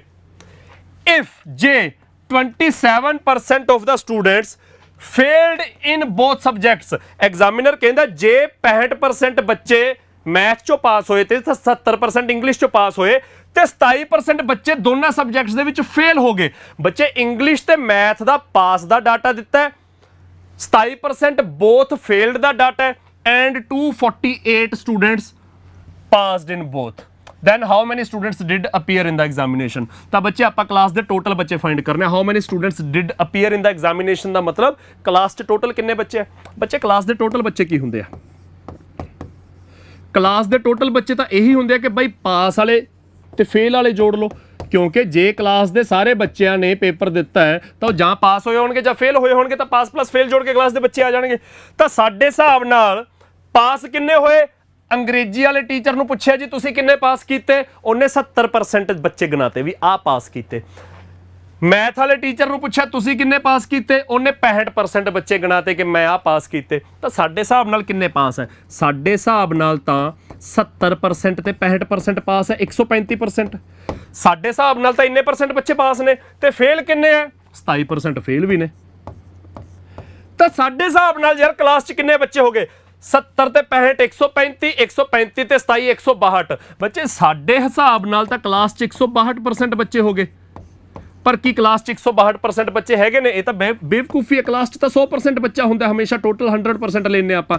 ਤਾਂ ਕਲਾਸ 'ਚ ਬੱਚਾ 100%, ਪਰ ਸਾਡਾ ਨਿਕਲਿਆ 162%। ਕਿੰਨਾ ਫਾਲਤੂ ਆ ਗਿਆ? 62% ਫਾਲਤੂ ਆ ਗਿਆ ਨਾ। ਉਹ 62% ਫਾਲਤੂ ਕਿਹਦੇ ਕਰਕੇ ਆ ਗਿਆ? ਉਹ 62% ਫਾਲਤੂ ਆ ਗਿਆ ਕਿ ਜਿਹੜੇ ਆਪਾਂ ਅੰਗਰੇਜ਼ੀ ਵਾਲੇ ਟੀਚਰ ਤੋਂ ਪੁੱਛੇ ਕਿ ਕਿੰਨੇ ਬੱਚੇ ਪਾਸ ਕੀਤੇ ਆ, ਤੇ ਜਿਹੜੇ ਮੈਥ ਵਾਲੇ ਟੀਚਰ ਤੋਂ ਪੁੱਛਿਆ ਕਿ ਕਿੰਨੇ ਬੱਚੇ ਪਾਸ ਕੀਤੇ ਆ, ਉਹਨਾਂ ਦੀਆਂ ਲਿਸਟਾਂ 'ਚ ਕੁਝ ਕਾਮਨ ਨਾਮ ਸੀਗੇ। ਉਹਨਾਂ ਦੋਹਾਂ ਦੀਆਂ ਲਿਸਟਾਂ 'ਚ, ਅੰਗਰੇਜ਼ੀ ਵਾਲੀ ਲਿਸਟ ਤੇ ਮੈਥ ਵਾਲੀ ਲਿਸਟ ਦੇ ਵਿੱਚ ਕੁਝ ਕਾਮਨ ਨਾਮ ਸੀਗੇ। ਸੋ ਇਸ ਕਰਕੇ ਜਿਹੜੇ ਬੱਚੇ ਦੋਨਾਂ ਲਿਸਟਾਂ 'ਚ ਕਾਮਨ ਸੀ ਉਹ 2 ਵਾਰ ਕਾਊਂਟ ਹੋ ਗਏ। 2 ਵਾਰ ਕਾਊਂਟ ਹੋਣ ਕਰਕੇ ਉਹ ਸਾਡੀ ਵੈਲਿਊ 100 ਤੋਂ ਵੱਧ ਗਈ। ਕਿੰਨੀ ਵੱਧ ਗਈ? 62%। ਪਰ ਉਹ 62% ਨੰਬਰ 'ਚ ਕਿਹਦੇ ਬਰਾਬਰ ਹੈ? 248 ਸਟੂਡੈਂਟਸ ਪਾਸਡ ਇਨ ਬੋਥ। ਤਾਂ 62% ਦੀ ਵੈਲਿਊ 248, ਤਾਂ ਬੱਚੇ 1% ਦੀ ਵੈਲਿਊ 4। ਜੇ 1% 4 ਹੈ ਤਾਂ total students 100%, that will be 400। ਤਾਂ ਕਲਾਸ ਦੇ ਵਿੱਚ 400 ਬੱਚੇ। ਤਾਂ ਬੱਚੇ ਤੁਹਾਨੂੰ ਕੀ ਕਰਨਾ ਪੈਣਾ ਹੈ? ਅੰਗਰੇਜ਼ੀ 'ਚ ਪਾਸ ਹੋਣ ਵਾਲੇ 70%, ਮੈਥ 'ਚ ਪਾਸ ਹੋਣ ਵਾਲੇ 65%, ਇਹ ਤਾਂ ਐਡ ਹੋ ਗਏ। 70 ਤੇ 65 ਐਡ ਹੋ ਗਏ ਪਾਸ ਹੋਣ ਵਾਲੇ ਬੱਚੇ। ਫੇਲ ਵਾਲੇ 27% ਦੇਤੇ, ਤਾਂ ਕਲਾਸ 'ਚ ਕੁੱਲ ਬੱਚੇ ਕਿੰਨੇ? ਪਾਸ ਤੇ ਫੇਲ ਜੋੜ ਲਏ 162%। ਜਿੰਨਾ ਫਾਲਤੂ ਆ ਗਿਆ ਜਿੰਨਾ ਫਾਲਤੂ ਆ ਗਿਆ ਉਹ ਦੋਨਾਂ ਚ ਪਾਸ ਹੋਣ ਵਾਲੇ ਬੱਚੇ ਨੇ ਜਿਹੜੇ 2 ਵਾਰ ਕਾਊਂਟ ਹੋ ਗਏ ਤਾਂ ਉਹ ਆ ਗਏ 62% ਨੰਬਰ ਦੇ ਵਿੱਚ ਕਿੰਨੇ ਆ ਕੁਐਸਚਨ ਚ ਦਿੱਤਾ 248 ਤਾਂ 62% ਨੂੰ 248 ਦੇ ਬਰਾਬਰ ਪੁੱਟ ਕਰੋਗੇ ਤਾਂ 1% 4 ਸਟੂਡੈਂਟਸ ਜੇ 1% 4 ਹੈ ਤਾਂ ਕੁੱਲ ਬੱਚੇ 100% 400 ਆ ਜਾਣਗੇ। ਇਹ ਬੱਚੇ ਆਪਣਾ ਪਾਈ ਚਾਰਟ ਬਣਾਉਣ ਤੋਂ ਬਿਨਾਂ ਹੀ ਆਪਣਾ ਵੈਨ ਡਾਇਗਰਾਮ ਬਣਾਉਣ ਤੋਂ ਬਿਨਾਂ ਹੀ ਕੁਐਸਚਨ ਹੋ ਜਾਂਦਾ ਹੈਗਾ। ਅਗਲਾ ਕੁਐਸਚਨ ਤਾਂ ਵੈਸੇ ਹੀ ਬਹੁਤ ਈਜ਼ੀ ਹੈ। In a class 60% of the students pass in English 45% pass in Punjabi. ਕਿਸੇ ਕਲਾਸ ਦਾ ਐਗਜ਼ਾਮ ਹੋਇਆ ਜਿਹਦੇ ਵਿੱਚੋਂ 60% ਬੱਚੇ ਇੰਗਲਿਸ਼ ਚ ਪਾਸ ਹੋ ਗਏ 45% ਪੰਜਾਬੀ ਚ ਪਾਸ ਹੋ ਗਏ। ਐਗਜ਼ਾਮੀਨਰ ਕਹਿੰਦਾ 25% of the students pass in both subjects. ਸਾਨੂੰ ਦੋਨਾਂ ਚ ਪਾਸ ਹੋਣ ਵਾਲੇ ਬੱਚੇ ਕਹੇ ਤੇ ਵੀ 25% ਹੈ ਤਾਂ 60% of the students fail in both the subjects. ਤਾਂ ਫੇਲ ਵਾਲੇ ਬੱਚੇ ਆਪਾਂ ਕੀ ਕਰਨੇ ਆ? ਟੋਟਲ ਤਾਂ ਪਤਾ 100% ਹੁੰਦਾ, ਟੋਟਲ ਦੇ ਵਿੱਚੋਂ ਇਕੱਲੇ ਪਾਸ ਵਾਲੇ ਮਾਈਨਸ ਕਰ ਦਈਏ ਤਾਂ ਆਨਸਰ ਆ ਜਾਊਗਾ ਕਿ ਇੰਨੇ ਫੇਲ ਹੋਏ। ਤਾਂ ਟੋਟਲ ਤਾਂ ਪਤਾ 100% ਹੁੰਦਾ, ਆਪਾਂ ਪਾਸ ਵਾਲੇ ਬੱਚੇ ਦੇਖਣੇ ਆ। ਬੱਚੇ ਟੋਟਲ ਤਾਂ 100% ਲਵਾਂਗੇ। ਇੰਗਲਿਸ਼ ਚ ਪਾਸ ਹੋਣ ਵਾਲੇ 60%, ਪੰਜਾਬੀ ਚ ਪਾਸ ਹੋਣ ਵਾਲੇ 45%। ਤਾਂ ਸਾਡੇ ਹਿਸਾਬ ਨਾਲ ਕਿੰਨੇ ਪਾਸ ਹੋ ਗਏ? 60 ਤੇ 45। ਪਰ ਦੋਨਾਂ ਚ ਪਾਸ ਹੋਣ ਵਾਲੇ ਕਿੰਨੇ ਆ? 25%। ਤਾਂ ਧਿਆਨ ਨਾਲ ਦੇਖੋ ਬੱਚੇ, ਜਦੋਂ ਆਪਾਂ ਪਾਸ ਹੋਣ ਵਾਲੇ ਸਟੂਡੈਂਟ ਗਿਣਨੇ ਸੀ ਅੰਗਰੇਜ਼ੀ ਵਾਲੇ ਟੀਚਰ ਨੂੰ ਪੁੱਛਿਆ ਤਾਂ ਉਹਨੇ 60% ਬੱਚਿਆਂ ਦੇ ਨਾਮ ਲਿਖ ਕੇ ਭੇਜਤੇ ਕਿ ਆ ਪਾਸ ਕਰਤੇ। ਪੰਜਾਬੀ ਵਾਲੇ ਨੂੰ ਪੁੱਛਿਆ ਉਹਨਾਂ ਨੇ 45% ਕਹਿਤਾ ਕਿ ਮੈਂ ਆ ਪਾਸ ਕਰਤੇ। ਤਾਂ ਸਾਡੇ ਹਿਸਾਬ ਨਾਲ ਤਾਂ 105% ਬੱਚੇ ਪਾਸ ਹੋ ਗਏ। ਪਰ ਜਦੋਂ ਲਿਸਟਾਂ ਧਿਆਨ ਨਾਲ ਦੇਖਿਆ 25% ਬੱਚੇ ਕੀ ਸੀ? ਪਾਸਡ ਇਨ ਬੋਥ। 25% ਬੱਚੇ ਇਹੋ ਜਿਹੇ ਸੀ ਜਿਨ੍ਹਾਂ ਦਾ ਨਾਮ ਅਸੀਂ ਦੋਨਾਂ ਲਿਸਟਾਂ 'ਚ ਜੋੜ ਲਿਆ। ਤਾਂ ਅਸਲ 'ਚ ਕਿੰਨੇ ਪਾਸ ਹੋਏ? ਸਿੰਗਲ ਦੋਨੇ ਵੈਲਿਊਜ਼ ਐਡ ਕਰ ਲਓ 60 ਤੇ 45, ਉਹਦੇ ਵਿੱਚੋਂ 25 ਮਾਈਨਸ ਕਰ ਦੋ ਤਾਂ 80% ਬੱਚੇ ਪਾਸ ਹੋਏ। 80% ਬੱਚੇ ਜੇ ਪਾਸ ਹੋਏ ਤਾਂ ਕਿੰਨੇ ਪਰਸੈਂਟ ਫੇਲ ਹੋਏ?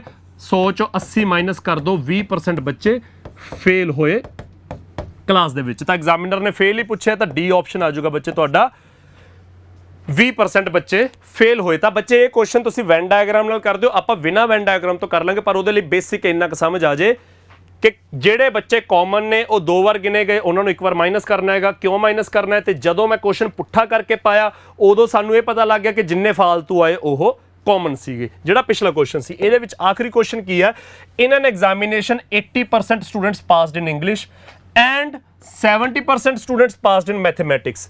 80% ਅੰਗਰੇਜ਼ੀ 'ਚ ਪਾਸ ਹੋ ਗਏ, 70% ਮੈਥ 'ਚ ਪਾਸ ਹੋ ਗਏ। whereas 10% students failed in both the subjects.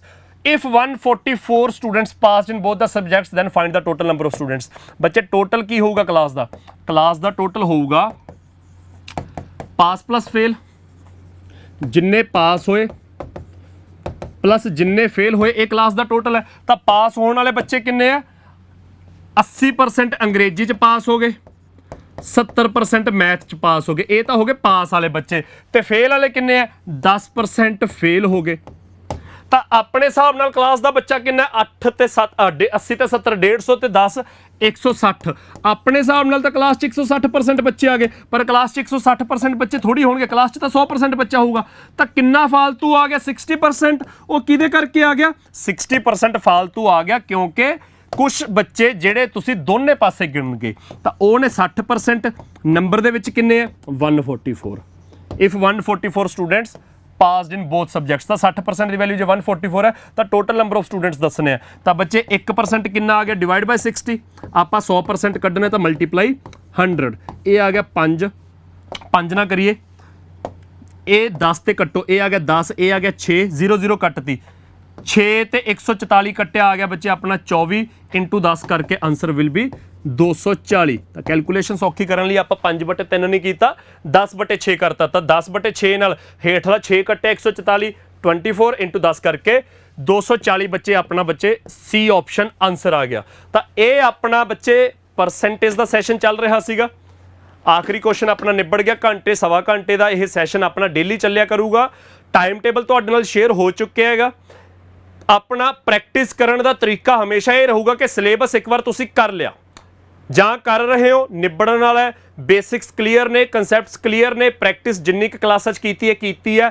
Exams ਦੇ ਵਿੱਚ ਜਿਹੜਾ ਆਪਣਾ ਲੈਵਲ ਵੱਧ ਰਿਹਾ ਹੈਗਾ, PSSB ਨੇ ਥੋੜਾ ਜਿਹਾ ਲੈਵਲ ਚੱਕਿਆ, PPSC ਨੇ ਜਮਾ ਹੀ ਚੱਕਤਾ, ਤਾਂ ਉਸ ਲੈਵਲ ਨੂੰ ਆਪਾਂ ਮੀਟ ਕਰ ਸਕੀਏ, ਉਸ ਤਰ੍ਹਾਂ ਦੇ ਸਵਾਲ ਕਰ ਸਕੀਏ, ਉਸ ਡਿਫਿਕਲਟੀ ਲੈਵਲ ਨੂੰ ਮੀਟ ਕਰ ਸਕੀਏ, ਤਾਂ ਆ ਜਿਹੜਾ ਪ੍ਰੈਕਟਿਸ ਸੈਸ਼ਨ ਹੈ ਮੈਥ ਦਾ, ਤਾਂ ਮੈਂ ਇਸੇ ਤਰ੍ਹਾਂ ਕਰਾਉਂਗਾ ਕਿ ਹਰ ਆਪਣੀ ਜਿਹੜੀ ਮੈਥ ਦੀ ਕਲਾਸ ਹੋਇਆ ਕਰੂਗੀ। ਸੋਮਵਾਰ ਤੇ ਵੀਰਵਾਰ ਮੈਥ ਦੀਆਂ ਕਲਾਸਾਂ ਹੋਣਗੀਆਂ, ਕੱਲ ਤੁਹਾਡੀ ਰੀਜ਼ਨਿੰਗ ਦੀ ਕਲਾਸ ਹੈ, ਪਰਸੋਂ GS ਦੀ ਕਲਾਸ ਹੈ, ਵੀਰਵਾਰ ਫਿਰ ਮੈਥ ਤੋਂ ਬਾਅਦ ਸ਼ੁੱਕਰਵਾਰ ਇੰਗਲਿਸ਼, ਸ਼ਨੀਵਾਰ GS ਦੀ ਕਲਾਸ ਹੋਊਗੀ। ਮੈਥ ਦੀਆਂ ਕਲਾਸਾਂ ਦੇ ਵਿੱਚ ਮੈਂ ਚੈਪਟਰ ਵਾਈਜ਼ ਜਿਹੜੇ ਕੁਐਸਚਨਸ ਦੀ ਪ੍ਰੈਕਟਿਸ ਕਰਵਾਉਂਗਾ, ਉਹਨਾਂ ਦੇ ਵਿੱਚ ਈਜ਼ੀ ਕੁਐਸਚਨਸ ਬਹੁਤ ਘੱਟ ਹੋਣਗੇ, ਮੋਡਰੇਟ ਕੁਐਸਚਨਸ ਹੋਣਗੇ, ਡਿਫਿਕਲਟ ਕੁਐਸਚਨਸ ਪੱਕਾ ਹੋਣਗੇ, ਲੈਂਥੀ ਕੁਐਸਚਨਸ ਹੋਣਗੇ, ਟਫ ਕੁਐਸਚਨਸ ਹੋਣਗੇ। ਤਾਂ ਚੈਪਟਰ ਵਾਈਜ਼ ਮੈਂ ਔਖੇ ਟੇਢੇ ਸਵਾਲ ਜਿਹੜੇ ਕੁਝ ਟਿਪੀਕਲ ਕੁਐਸਚਨਸ ਬਣਦੇ ਆ ਸਾਰੇ ਦੀ ਪ੍ਰੈਕਟਿਸ ਕਰਾਉਂਦਾ ਜਾਊਂਗਾ।